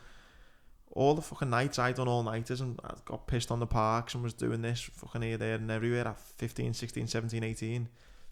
He's fucking not done any of that. No, he'd have been in the academy every day. Exactly. The likes of that age group now who's coming through, they'll have been in the academy every day. Do they should they try and protect people from other friends or not to try and keep that just, like just? No, they just try and make them the best football they can to try and make money on them. And luckily for Trent, he's ripping it up in the Prem, innit? He said it sounds like I think his mum always gets mentioned. She's obviously kept him on the straight and narrow. And my point is, though, it's like, I'm not saying he'd ever want to swap lives with me, but fucking being in Bootle, you know, just on drinking like as a kid. That's what I mean. You get it, like, to be fair to like some great memories I had as a kid. He's now got memories of fucking lifting a European Cup. I was like, because I wanted to play footy as a kid. My mates, I hung around with my cousins who were my mates because we're all like similar age groups. So they'd be out like they'd drink Fridays and that, but then I'd be playing non-league. Like, because I was like still 16 playing men's footy non-league and getting like 75 quid in my hand back then for like Chorley's and Southport. It was conference, but they'd be drinking on the streets and obviously have the bears around, but I'll be there and they're like, come on, have a bevy, and I'm like, nah, I've got a game tomorrow. But that was like sacrifice. That's So the sacrifice, don't get me wrong, I'd love to have done it, but I didn't because I was putting so much into footy. I was thinking, no, I want to be a footballer. I want to do it. So that's the little things, you know what I mean? But I still went out with them. Where if you look at the academies now, like Man City, they've recently built a playground there, a tree. They put tennis bats in there. They put cricket bats. They've got a climbing frame. Just because all these kids are getting took out the social part of the aspect of life, that they're putting that in there, but they're monitoring it because kids don't go and climb trees no more. They don't jump walls and that. They don't play other sports. So they've got a playground with like obviously all the blue city floor and that, but yet all the instruments and the tools and the equipment is all there for them to go and socialise as if they would playing in the park with them. Yeah, It's yeah. like a social experiment. It's almost, mad, isn't it? Like just Like It guinea is, pigs. yeah. We'll guinea pig these for a few years and then we'll see what happens. Yeah. What about with you? Like anything like riding a motorbike? Was like anything? Can't do motorbikes, jet skis. Not meant to do. Really? Skiing, even ice skating. My little daughter asked me to take her ice skating. I'm not really meant to do it because it's dangerous and you can twist your ankle or snap your knee. Now I've had like cousins and that who go skiing and that. I come, it's unbelievable sport. Yeah, because I've seen you doing. Yeah, it's amazing. I'd love to do. It's on my to-do list. Don't get me wrong. I've been on a jet ski on Aldi and that because like who's gonna know me? But if I get into an accident on it, Yeah, You're like you're knackered, yeah, because you're not insured. So, but the likes of that, it's like a skiing thing. It's one thing I want to do. Definitely on a to-do list that I want to do when I finish. If you got injured on a jet ski, do they have insurance to cover that cost of you being out? Is that how it works then, or not? Or I don't know. I think, see, the likes of that now, if that was to happen now, with me being my age, they'd probably say, see you later. yeah, They'd be glad to get rid of you off the payroll. I think that's honestly believe that. I think if you're not seen as like a bit of a project for them, clubs will look now, if you're not doing the best that they think you can do, they'll just look at any excuse to offload you. Like, yeah. that's the cruel world. With it that is. case mate there going on, that's somewhat like what the club expect or what they're doing. What you're saying before about more money coming in, more TV. Are they expecting more off you off the pitch as well, as in like social media or interviews or like the club channels and stuff? We like, since I've only been on social media like what, Instagram a couple of years, Twitter last year. So obviously, because I'm quite like a prankster and have a bit of banter with fans, that straight away as soon as I got it, Gaffer's like, oh, it's social media, what are you doing on that, Kev? You need to be careful, you, with anyone. And obviously you can't say this, you can't say that. I was like, no, Gaff, I'm not doing it for that.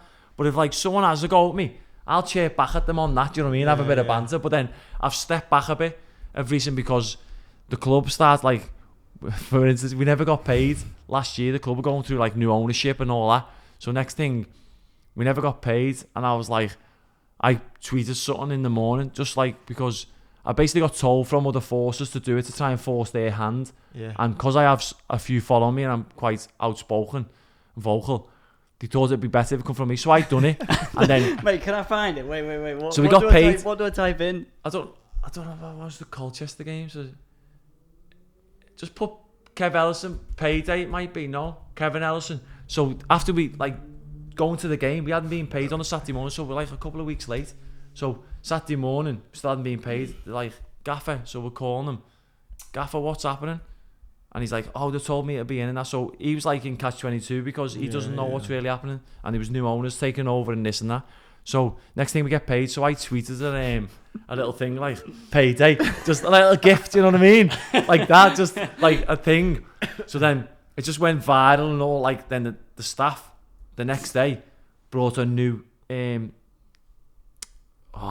what they called, like a fine sheet out, a new one for us to all sign, saying we won't do certain things on Instagram and Twitter and that social media. But basically, because it went in the fine, I reckon if it was in the fine book, they'd have slammed me for 2 weeks' wages. Because it weren't in it, they couldn't do me. But yeah, 48 hours afterwards, they set it up. Do you know what I mean? So I'm not as outspoken or that's mad, banter like with it, because but the amount of fans you get on there, it's like, even like, look at Andy Robinson, how good he's been for Liverpool and the shit he got the other day, and you're like, you know what, I've not seen any of this shit, he's had one bad game. I seen someone say, can't believe anyone's slagging him off. I didn't actually see anyone but then for someone to tweet that, yeah, that's what I'm saying. And you're like, how can someone? But then at our level, they do it all the time, and you're like, people do it to antagonise you, to try and get a bite out of you, do you know what I mean? Yeah. And it's like, so the likes of that, it's like, we're all signed a thing that you can't put certain stuff on social media, and you can't do it. It's like, even we're not like, in our contracts, from 48 hours before any game, so like a Tuesday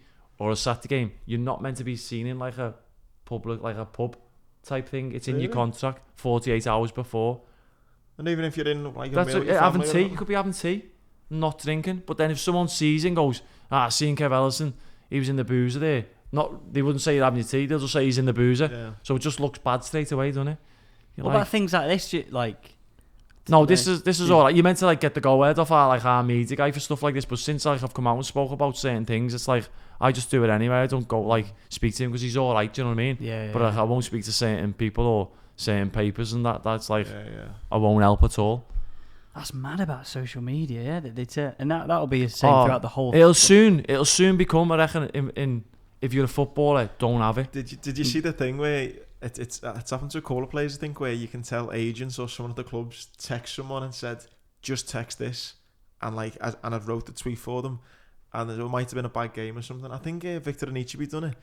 And he tweeted, but he just copied and pasted the whole thing, and it said, "Just tweet this for the fans." They like. Yeah, it was on the end of it. That's what I'm saying. Because half of them aren't even on their social media. They have a little PR who does it all for them, don't they? Do you know what I mean? But is that how it works then? The top lads will, yeah. They won't. How all those photos suddenly come quickly out of the game, like professional photos. There's people there that obviously work for them as individuals. Yeah, definitely, yeah. Just to get their brand, like that personal brand name up, I suppose it's good though, isn't it? Because when these lads are coming out and like you say, you don't want to go into coaching or whatever, it's just building a profile to go into the media, isn't it? Well, that's what I mean. That's why I do stuff like this now. It's like because some of our lads have done like the media stuff as like the broadcasting, journalism degree and all that. And I asked one of the lads the other day because I'm thinking like it's like if I don't stay in footy, I've got like a bit of a name in lower league football and obviously quite outspoken, so I'm not shy to come on somewhere and try and speak or say bad about someone or that regarding it's all true.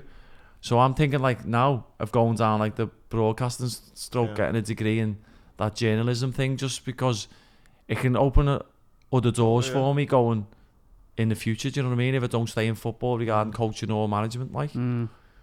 Yeah, it's funny, mate. Carragher, I've known Carragher and more so his family for years, and he hated it.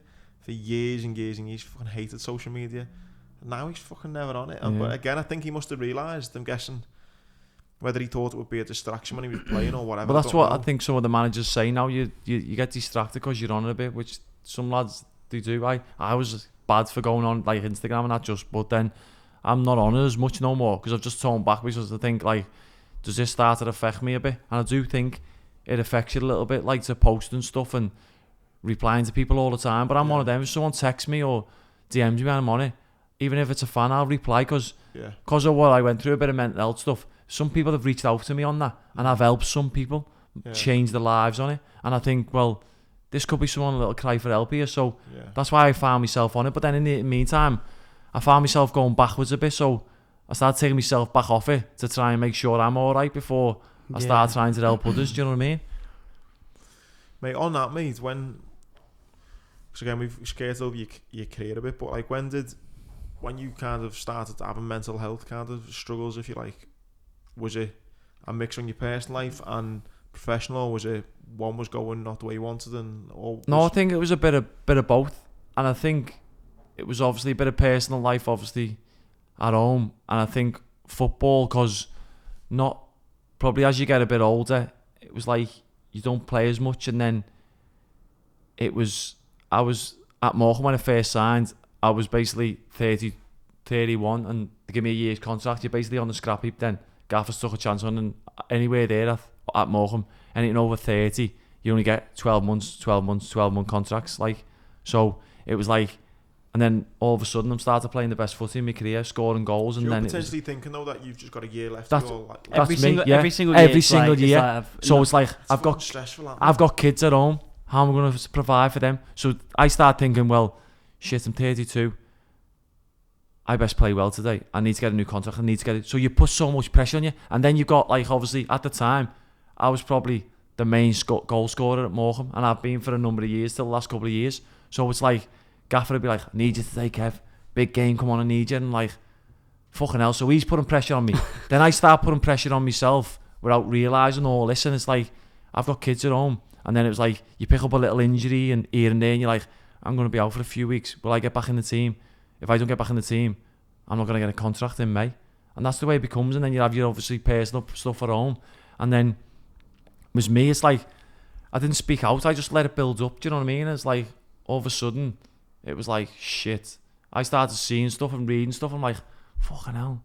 That's a bit of me, that. I feel like that. I can relate to this.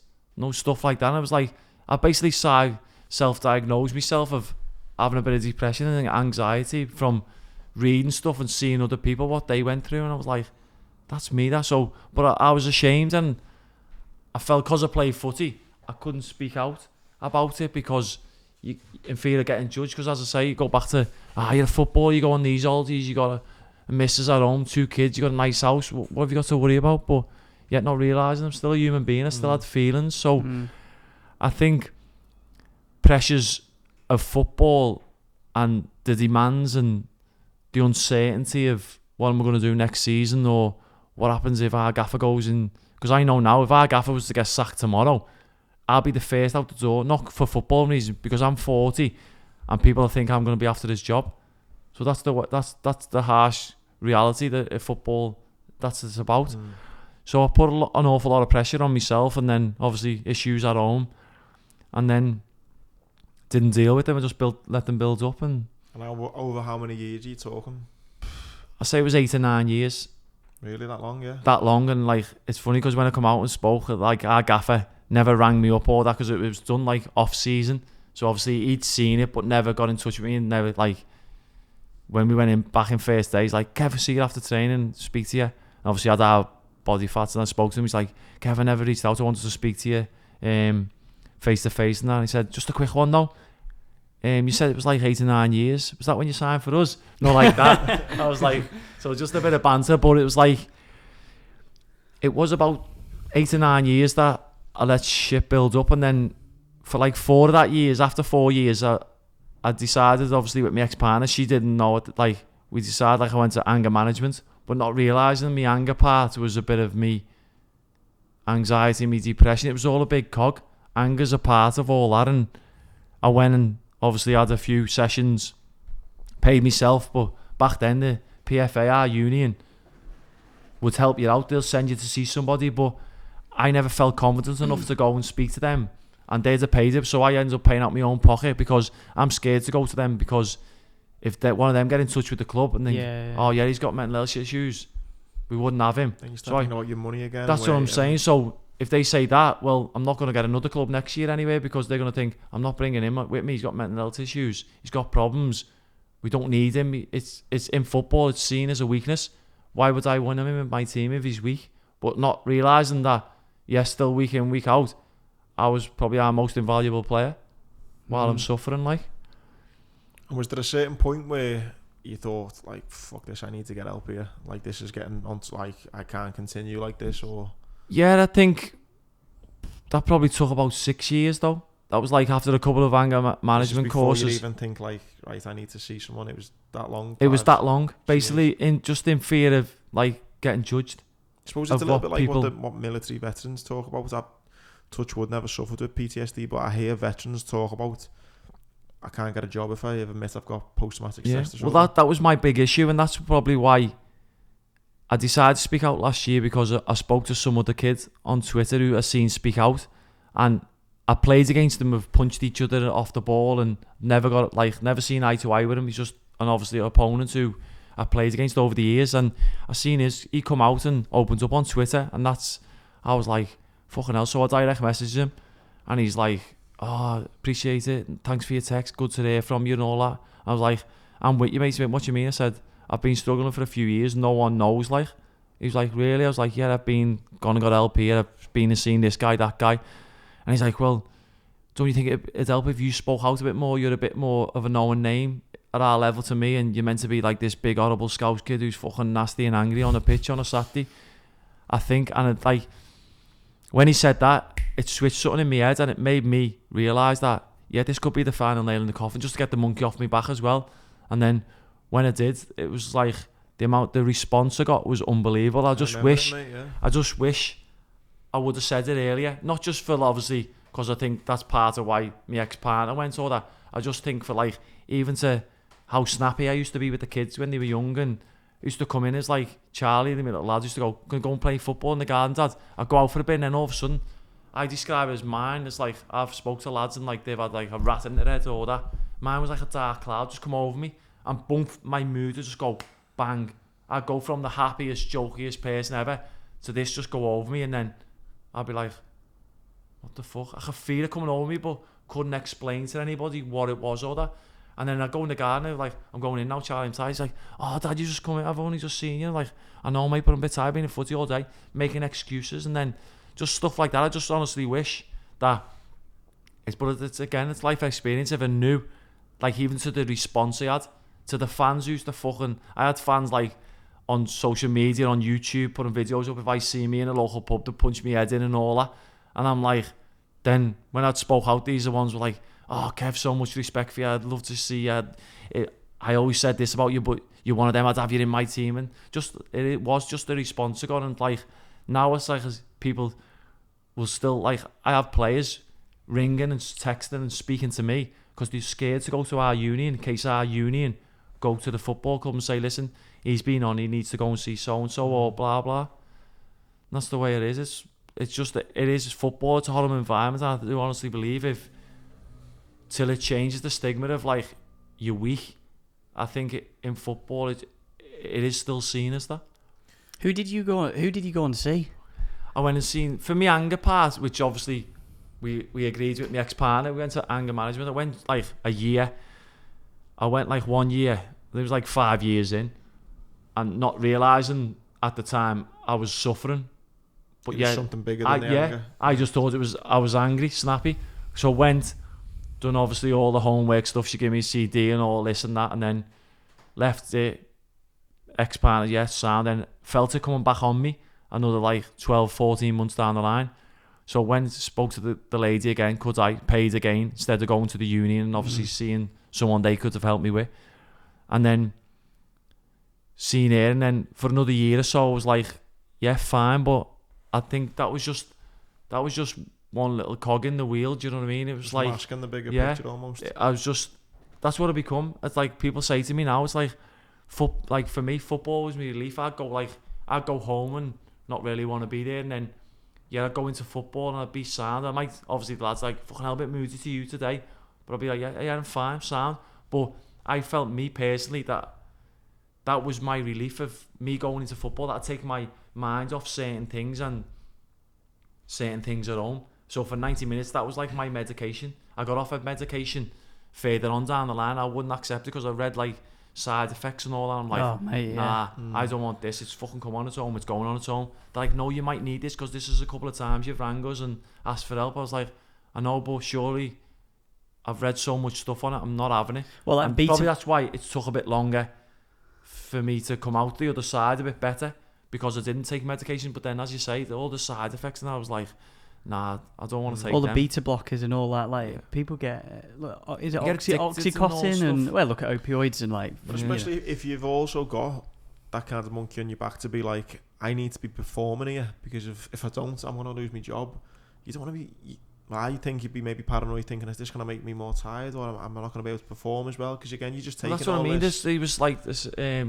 Don't drive, and so obviously there's drowsiness in them, isn't he? He says don't drive machinery under the influence of these tablets and certain other ones, and you're like, nah, this isn't for me. Like, I'll try and get through this on my own, but not realising how hard it can be. But as I say, I get back to just like, I never ever spoke to anybody about it, and then when I did speak to someone, I spoke to our union when he come in, because they come in like a couple of times a year, obviously, to do further education or your coaching courses or where you can go after life for football. And I asked him for the numbers. He gave me it. When all the lads went, I wouldn't ask him in front, because he'll say like, come and see me afterwards if you need anything. We've got a new mental health stuff and all that. So took the number, and on the way home, I typed it in my phone. I couldn't press like the green button to press call. I just physically couldn't. I was shit scared. I couldn't do it. So like, why? I don't know, just in fear of like whatever they think of me down the other side of the phone, not realising that they've never met me or they don't know me. But yeah, I couldn't pick it up and just say, "Hi, it's Kevin Ellison from Morecambe Football Club. Simon's give me your number just to call." Now, straight away, that's what they want you to do. Like, because cut a long story short, 4 days after I couldn't call, the PFA rep rang me. Have you rang them? I was like, no. You need to ring them. We can't ring them on your behalf. You need to be wanting to be getting help. So I was like, I'll ring them. So I rang them, and then obviously spoke to this guy, and then cut a long story short, he passed me on to someone in Liverpool, went and seen, and it was sound, seeing him for 10 sessions or so. Never done no like homeworky type stuff. And then I was still come out there, felt alright for a couple of weeks and months down the line, and then felt myself getting a bit shitty again and becoming more often like snappy and the cloud coming again. So I phoned the PFA. He sent me back to the same guy to see him again, and I was like, nah, I don't know, I didn't have a feel about him. They were like, well, we'll try and get you someone else in the area, but there was no one else that they use or whatever. So I went and seen him, and then in the meantime I'd split with my ex-partner. So obviously I have the kids Wednesdays and pick up and put in school most days if I can.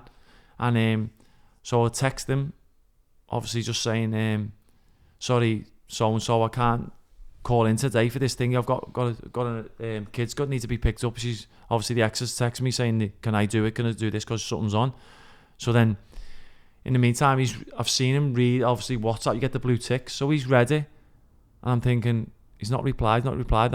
Now when and where I'm at now, I just think for him to do that to someone who had mental health issues, to leave them on unread, like type thing, and not reply. I could have been crying out for help there. He never knew what I could have been wanting him to say, like, listen, I'm going to do something to myself here. But yeah, he blanked it. So because if you've invested as well so much time in that's what I mean. I've sat in the office with him in town where he was based. I cried in front of him. This is a stranger I don't know. I've told him stuff that other people didn't know. I put all my trust in him, but yet he couldn't reply to me text, and obviously he's read it. And I'm thinking, so for another 18 months or so, I just shut up shop again and just went in my own little bubble type thing, and never spoke to the PFA, never said like, oh, he blanked me and that. And then it was only a matter of time when I come to get, like, I was fucking in a bad place. I was driving up to, obviously, the motorway thinking, like, basically I'm doing 100 miles an hour here. Is it better if I fucking just swerve into this central reservation? That's where my head was. Got that bad, that was my thoughts. That was where I didn't want to be. That was thoughts I couldn't control. It was like literally driving up the M6 and just thinking, yeah, if I just got right here, everyone's life would be a bit better. Okay. That was where it was at. So it was like, shit. And at this point, you've got two kids. Is it anything that's pushing, or is it just everything? No, I just think it's a build-up of everything. I think it probably wouldn't have got to that if it just spoke out sooner and wouldn't let things get to me or seeked a bit of help earlier. So that's where it was at. And then it was like, rang the PFA again, and he obviously tried to put me back in touch with that guy. He was like, go back to see Thingy. I was like, I'm not seeing him. What do you mean? I said, told him what happened. Why didn't you get in touch with us? I said, because it knocked me confidence a little bit. I know you like think I'm loud in this, but I had no faith in him. I've texted him just to rearrange an appointment in the morning when I was seeing him at tea time. I said, so for him not to reply, I could have needed him. Yeah, I understand, we'll get someone on to him. So I don't know whether someone has spoke, he said. So in the meantime, he sent me, see this other guy, like, done a little thing, and then I had this other guy come to mind, like I'd split with me ex-partner, and then obviously Monday nights, I'd finished training, and then tea time, I'd have this other guy he put me in. So I said, yeah, I'll take with him. You can't see you till night time. No, is that all right for you? I was like, yeah, I just need help. I need someone. So he worked for the NHS, was literally, I think he was from the Lakes himself, but he came, and when I looked at him, I think, fucking hell, sent me someone else here who's not going to help. I just looked, you judge people straight away, and I was like, nah, this isn't going to work, this. And then all of a sudden we clicked, and cut a long story short, he'd been through some shit himself when in his younger days, and now he's obviously a psychiatrist or counsellor type thing. So he's done homework with me and give me bits of stuff to do, like the breathing, and obviously encouraged me to try and like yoga and that at the time. But straight, like, I'm like, I thought yoga's for birds, like, you know what I mean, for girls. And I was like, no, try this. And then ever since then, it's like, that was a couple of years ago, I was like seeing him for only like 10 sessions, but done loads of like daily stuff that he gave me to do and bits of homework, and then obviously had an assessment at the end, and like he done stuff with me where the other one, when I spoke to the other fella, it was just like sat like this and would have a chat. He never wrote anything down or nothing, never give me nothing that could have helped me. Where when I sat with him, he's like taking stuff down, he's doing a score, and that's basically where I got clinically tested for, obviously, I'm suffering a little bit here, and this is the mood, this and that, and then obviously he assesses you again at the end from how you feel and where you're at. And it was good because, like, for stuff he'd been like, he put a little thing on my Instagram, I don't know whether you've seen it, it's like, basically, for half the stuff, like, me personal life, and then where I was out footy, it was like, basically, I thought I was a cunt. And he's like, what do you mean? I was like, well, who do you think's a cunt? Like, basically, I just said, like, well, think off the top of your head, he said, and I was like, yeah. So I just said, Mara Hindley, Ian Brady, cunts. He's like, well, you're saying you're a cunt, where are you to them? And he's like, well, I'm nowhere near them. We went, well, why are you tying yourself as a cunt like them then? And it was mad because everything just swung into thing then. He had me doing all stuff, and he was unbelievable for me. He was class, and it's like mad, isn't it, when you think you've had like this low kind of opinion of yourself where everyone else would see you spoke before about having the banter with the away fans and all that, and then you've got such a low opinion. But that's where it becomes. I become an actor in a way. I went to football and that with a mask on. Basically, it weren't me. I was going there and becoming a real good actor, of putting a front on of I'm fine. But deep down I was broken, I was hurt inside. It was like, it was killing me slowly, do you know what I mean? That's where I was at.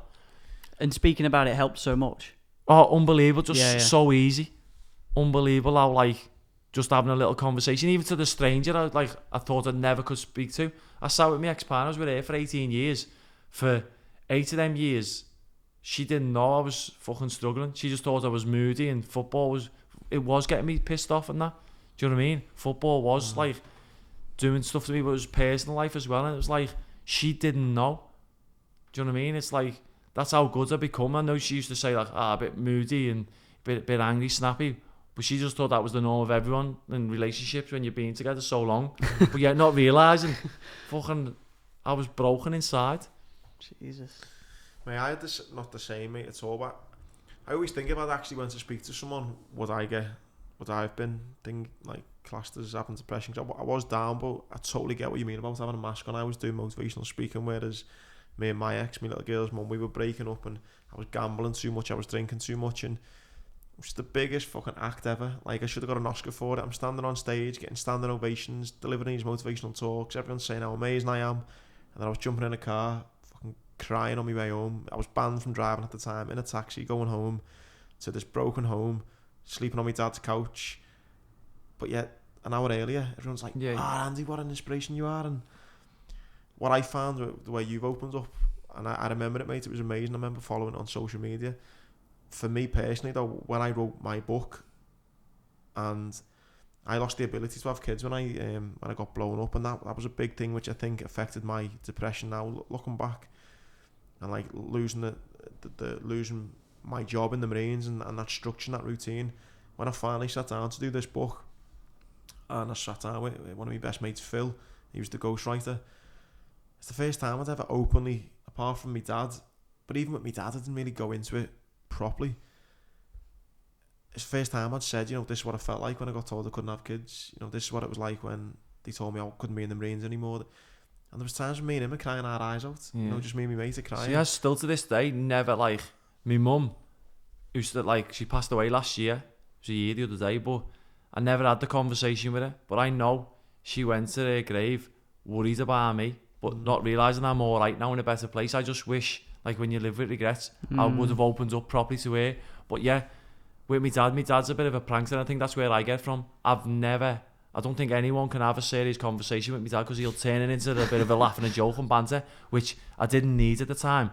I wish I could have had a bit of trust in him and sat down. I reckon I could have with my mum, but with my dad, so still to this day, I've never told him how I felt or that. I've told the odds one or two. Generational thing, isn't it? Yeah, that's what I'm saying. He'd have probably said, fucking grow up soft, lad. Do you know what I mean? Yeah. Which, like, yeah, that's what they got told to do, but it's not like that nowadays, is it? That feeling, mate, of once you do kind of talk to someone, and the feeling, mate, of just, thank fuck, that's what it was. Honest to God, it was just a massive release off me shoulders, like.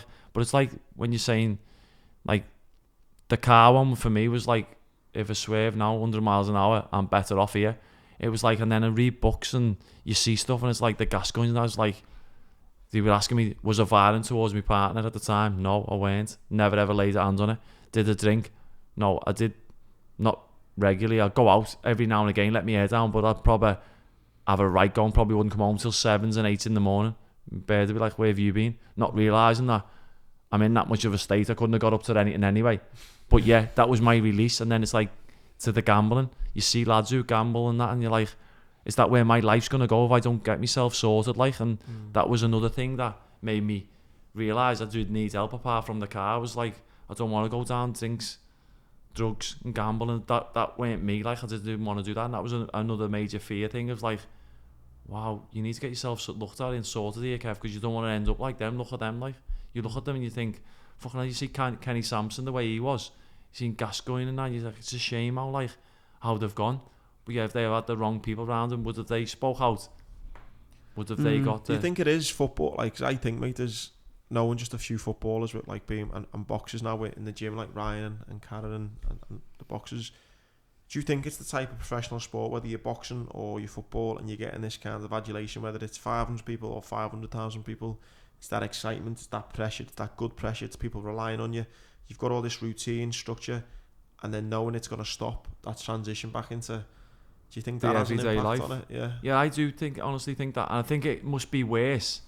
I'm only playing in League 2. You look at, like, obviously you go to the gym, like Callum Smiths and that in there. You've got, obviously, Carragher.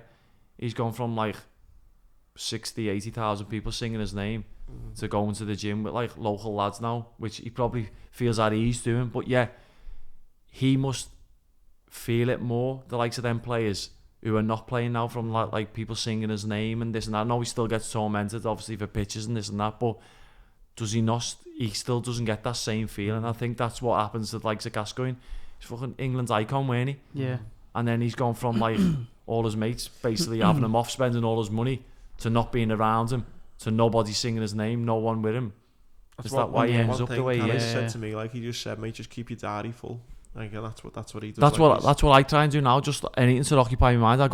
I'll come home from training, lads to go, like, I've already been swimming in the morning. Like, you've been swimming 4 footy? Yeah, go swimming. I feel like I need to do that to keep up with yous. And then it's like, I'll come home, I'll go to yoga, and like, I'm always doing stuff. But then that's part of the thing. Like, even when I notice about it, like when I read up and self-diagnosed thing, like with my ex-partner, she's like, can you keep still? I used to come in from footy, but yeah, then I'd be like, cut the grass. And she's like, you cut it yesterday. But this is all stuff that, because the more I'd sit there, the more I'd feel that cloud. So I felt like I had to do stuff. To do something, yeah. So nothing to come over me. It couldn't basically come over me and catch me. I'd always be up wanting to do stuff, whether it'd be like, she'd be like, as I say, to the garden, or I'll be out cleaning the cars like on a Wednesday. When it's raining. Yeah, and a Sunday morning, guaranteed to clean my car inside out and hers inside and out. It's like, what are you doing? It's going to rain. That's why I think, mate, there's so many similarities between like military lads and professional sports, because you've got that kind of, you're on the move all the time, you constantly got that structure and pressure. We're in a regime, aren't we? Like, obviously yous, but we're like, we're probably like weaker of yous, because we get told what to eat, what time to eat.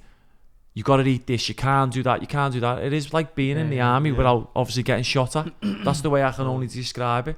When you were not doing anything, did it feel like everyone was getting ahead of you, and like you would? Is that what it felt? You know, because I get that on Sundays. That's what it feels. Like, it feels like it feels like I've got to do stuff. Yeah. To not let them. Cause like I do stuff and I put stuff on my Snapchat or my Instagram and I go, I'm in the gym, and lads like, fucking in the gym again. We have a day off. I'm like, I'll rest when I'm dead. So they always say to me now, you rest when you're dead, Kev, we'll go and do a session today. You know, just having banter like that. Yeah. But it's like, now I'm in a better place. I realise like a bit of the downtime and pick up a book and this and that is miles better than going to do a session and blasting me now, because I'm in a better frame of mind. I'm in a better place for it. Where back then I couldn't keep still. It was like, always do this, do that. Where now I can honestly just sit there and chill for a bit and read a book, where I could never have, like, since I've come out and spoke about it, the last couple of years, the amount of books I've read, I probably hadn't picked up a book for 10 years before that, and then another 10 years before that in school, where now I find myself, I read more and try and educate myself a little bit more, because I can be there in the present now, where at the time I couldn't be like overthinking this. Is this going to happen? Am I not going to get a contract? What happens here? Whoa, what happens if we get home now? And you're like, what do you think now, though, with the pressure of that you've almost, in a good way, brought on yourself in the sense of people are now looking to you as like the vocal point. You know, so you've now almost brought a pressure on yourself where, like you say, other professionals or other people in general can go, I want to speak to Kev because Kev's yeah, been I through found that, and I found like I've only of recent, like for the last 14, 16 months since I spoke out, what is it? It's been sound.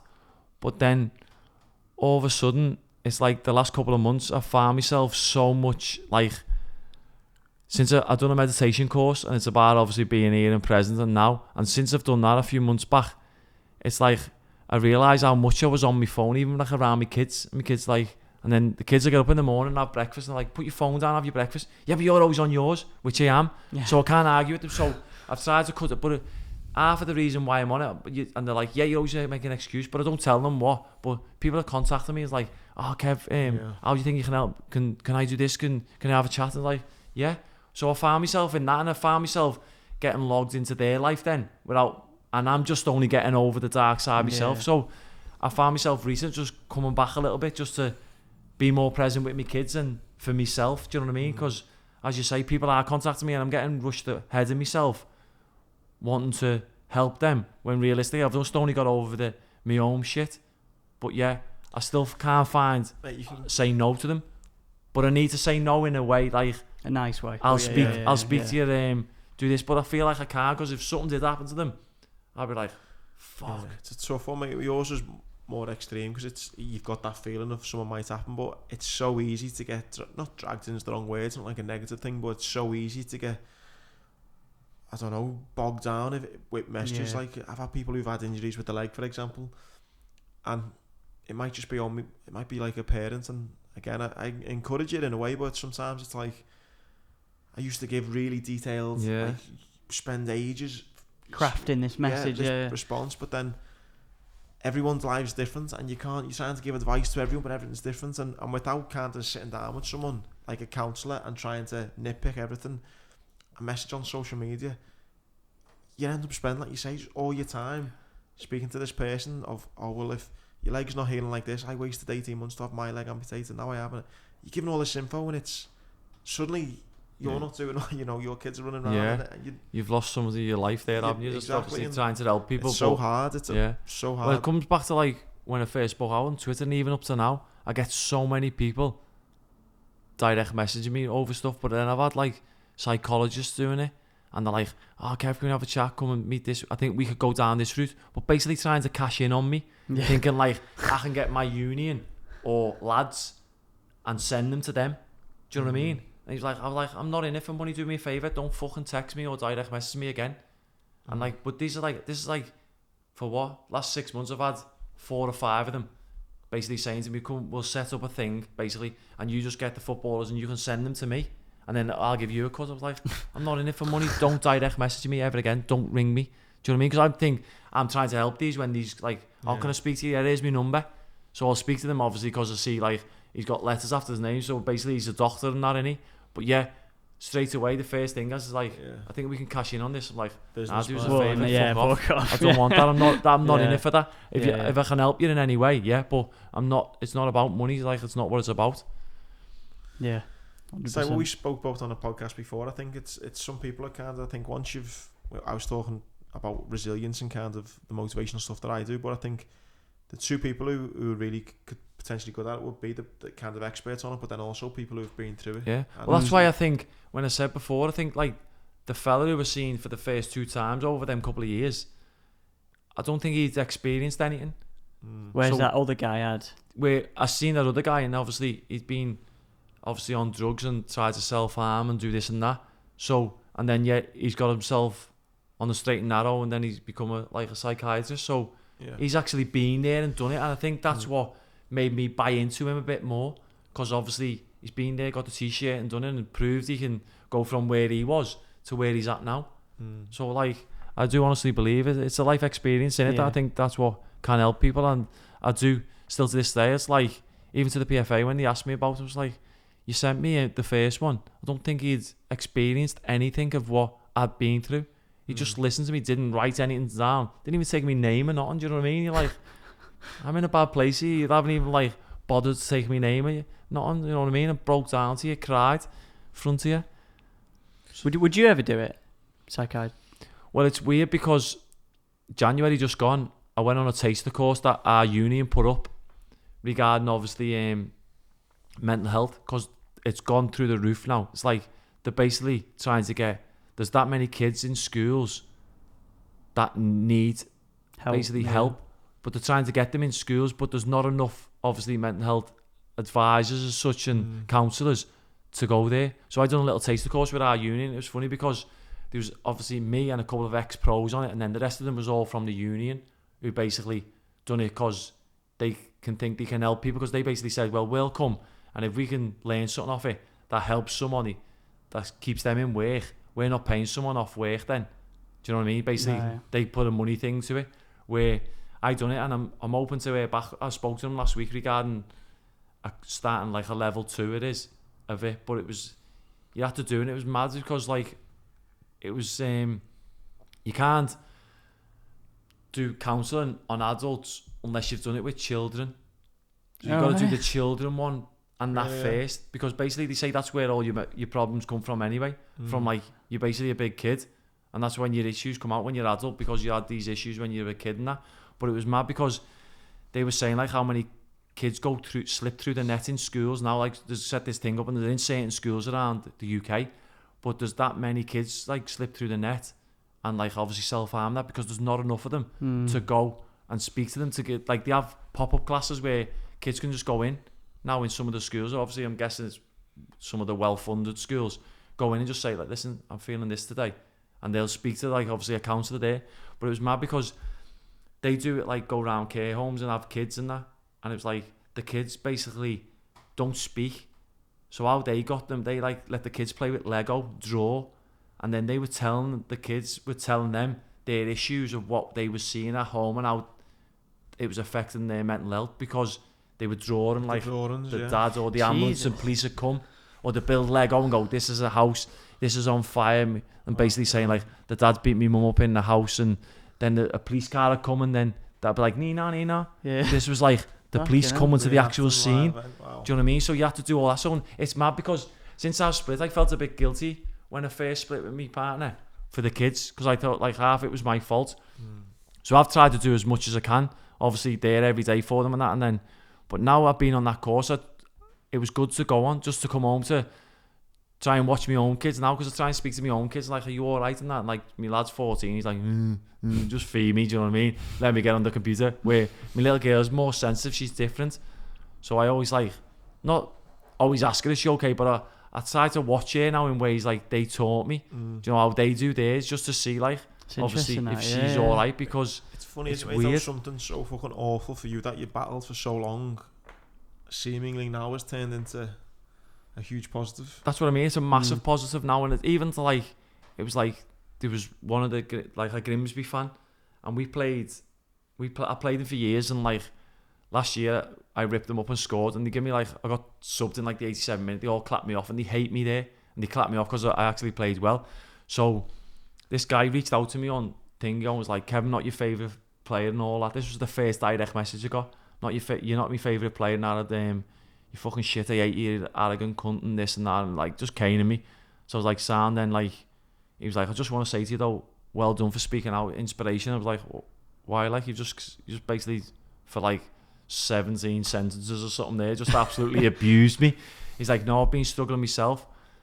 He's like, this and that, I feel like this. I was like, have you told your family? And he's like, no, I haven't spoken to my daughter for a few years, and my wife doesn't know, and it's going this way and that way. I said, why don't you just speak to them then and see what happens? I said, I'd advise you, like, from where I've been, just open up and speak to them. So he's like, do you think I can? I was like, yeah. So this is only through like messages. So he spoke to her, his wife, and then obviously got back to me the day later. He said, I spoke to her, she's gonna just had a group hug with obviously my daughter, and I spoke to her for years and that, basically together. So then going to get help, see the doctor on Monday. So he's like, I'll let you know Monday. So since then, I've obviously kept in contact with him, and then I obviously went and got help, and he's in a better place now. But then Boxing Day, we got beat off Tranmere 3-1, I think it was. And on the way home, obviously I was shit, we were shit. On the way home, think Boxing Day, fucking hell, shit Christmas this is. Next thing, on the way home, pulled up, dropped the lads off, text comes through. Kev, I just want to say massive thanks to you. I was like, for what, mate? He went, He said, if it wasn't for you, I wouldn't be here today. And I was just like, see, I'm getting goosebumps now. I was like, no, it's down to you, that mate. You went and got help. You went and thinking about, no, hand on heart, whatever happens in my lifetime, I've got so much respect. I owe you so much. I wouldn't be here at this present day if it weren't for you. That's where he was at, do you know what I mean? Okay. And it was like, so since then, that's why it's like, that pressure to want to have to answer to help people, but like, Yeah. not like, I still want to get myself and working towards getting where I want to be. That's what I'm saying. For that text on Boxing Day, I'll never forget it. It was like, I wouldn't be here only for you. I'm like, fucking hell. It's Just funny from me speaking out, like, and like, yeah. do you know what I mean? That's where it was. He's seen other, like, obviously players and speak out and other people, but yeah, for me, just speaking out, it had an effect on that one life. Mm. Do you know what I mean? It's And obviously, funny. it made his life better for his wife and his kids and that. It's funny the internal Mad. battles, isn't it? That you see that thousands of people you just don't know about that. Are out there. So. I mentioned it before on another podcast. We talked about something, and I always remember doing a talk. And some guy comes up to me, and he didn't say anything. Well, he said, "Thanks, Andy," and he shook my hand, and he just went, "I really needed that." But the way he squeezed my hand, and he looked at me, and like his eyes were filled up, and he just went. You could tell he had a lump in his throat, and he just kind of went.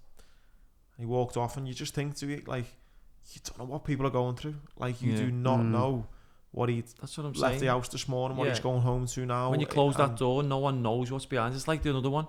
We played Notts County last year, and obviously getting on the bus after the game, he's like, Kev, can I have a word this fan? And like, we know our fans, because the ones who go to the away game, there's not that many of them, so you get to know them, like, personally, do you know what I mean? So next thing, there's like this guy, and it looked like it was his youngest son with him. So he's like, can I have a word? He's like, yeah. He said, I just want to shake your hand, say, thanks, you're an inspiration for what you spoke out about. Give me a little envelope, little white envelope. So I was like, oh, sound. He said, it was a pleasure to meet you. Walked away. So I was like, fucking hell, a bit weird that. So I got on the bus, and they've obviously gone then. Got on the bus, and the lad's like, open it. I was like, no, because it's going to be personal, because I knew it would be about mental health or something. So didn't open it. Got home, opened it. It was like a 3-letter page of his writing and 100 quid in it. I was like, what the fuck? What's he giving me 100 quid for? So obviously he's giving me a footballer 100 quid. So I'm like, what's this? So I get reading the letter.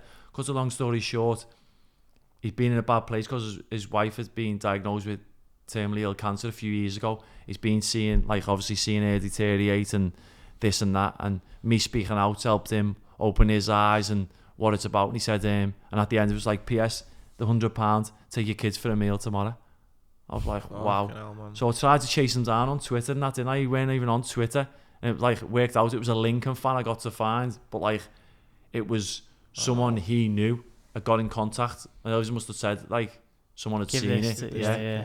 It was mad, like, give me 100 quid to take the kids. And I still had it for 6 months, and then I spent it on Aldi. But with the kids. Not in Vegas. We mentioned this though before, me and Tom, and he said, like, mate, as great as it is to talk, mate, and like he'd always recommend it, like you have today, and you've done a great job at saying that message. The big thing though, mate, is it about like resilience and overcoming things, is you've got to do something about it yourself. Yeah, like, it needs to. No one else can do it for you. It was like, honest to God, like, even to like when we go back and say stay off social media, every now and again I'll tweet something, because I'll tweet something shitty now from where I've been and what I thought about myself, because I get fed up with Instagram. It's like, oh, he's got this watch, he's been on that Aldi, he's got this car, they've got £700 shoes. It's not a real life. So that's hence why I put that picture up of being a cunt the other day, and then it's like I put one last week about, because it was like the mental health month awareness. I put one up like, basically, there's only you can do it. It's hard, it's horrible, you'll cry. I've sat there and cried on my own. I'm a fully grown man, but it's the only way to obviously to deal with the issues. Like you gotta be. It's nasty. You gotta look at yourself and say, yeah, listen, it's this, it's that. It's gonna hurt. It's painful. There will be tears. I cried. It's not to be ashamed of, and that's the way it is. You gotta be honest and brutal with yourself to get you where you want to be. Definitely. Totally, mate. What way to end as well. It is, mate. Well, before we do end, what I do want to say, sorry, mate, because just looking to the future, because that was mega powerful, mate, and I really appreciate you opening up. When I was looking at your stats, mate, just last few games, mate, you're banging in like 1 in 4 for a winger. Well, that's what I mean, but it's been only because I haven't played of last couple of years, because like I used to play like Saturday, Tuesday, Saturday. Now the last couple of years, the gaffer will go, you'll play Saturday, you won't play me Tuesday, because you want to keep me charged for the Saturday. But I think I can play. But realistically, scientific says I won't be 100% going into the Tuesday game. And if I play the Tuesday game, I'll only be 60 going into that. So it's like he's cut back on me games. But then when I look at it now, like I was only looking at the other day, and it's like one of like my games. So they put on the program. I think it was the away game the other day. It's like obviously because I'm club record scorer in the football league, and it was like I played so many games. I worked it out. I was like near 1 in 4. But I'm thinking the chances I've missed. No, like thinking again, chances I've missed penalties. Could have been a lot better. Then it's like fucking hell. If the gaffer wouldn't have arrested me on the Tuesday, like because I've played games like and I've scored on the Saturday. And the gaffer goes, nah, you sub tonight. And I'm like, why? He's like, want to save you for Saturday. Like, you're not playing Tuesday. It's too many games. Gaffer, but I feel like I'm every intermittent at the minute. It's going in. I know, lad, I know. Yeah, but I'm saving you. I've got, our game plan. To be fair, 9 times out of 10, he brought me on and I've scored. So I'm like, I fucking can't argue with him. Do you know what I mean? So I'm like, and it's probably why I'm still playing today, because he has held me back in certain games where he hasn't just flogged me. Because he's, over the years, he needed to flog me because he was only me scoring. So that's why it boils down to like fucking, when I look at that now and I do, like because I play left wing, it's man. Like that's what I mean, left wing. Mate, with that in mind, to finish on, mate, what's the next kind of few years then look for you? I want to play for as long as I can, and like people ask me, well, are you going to be retired next year? And I look at it and go, if I still feel like the way I am, no, definitely not. And if it means me dropping down to like a conference team, which conference teams are full time now, if it means me dropping down to still play, I still want to play. Yeah, I've done coaching badges. I'm hoping to do me A license in January, and I want to go in that side of the game, but I want to give something back that it's given to me for 20 odd years. But it's not that easy now. It's like probably like who you know. Like it's like how I got a job on the building site. It's who you know, how you stay in football nowadays. That's the way it is. So if it don't go down that route, who knows? Maybe into counselling. I don't know. Mate, whatever it is, mate, I think with your passion you show for football, mate, how long you've lasted in the game and how open you are about the struggles you've had, and obviously the people that you're now helping, no doubt may be a success wherever you go into. So thanks so much, and again, can't thank you enough for coming on. Yeah, mate, thank you so much. Really appreciate this as well. And 2 hours and 10 minutes has flown by. Oh, that's flown.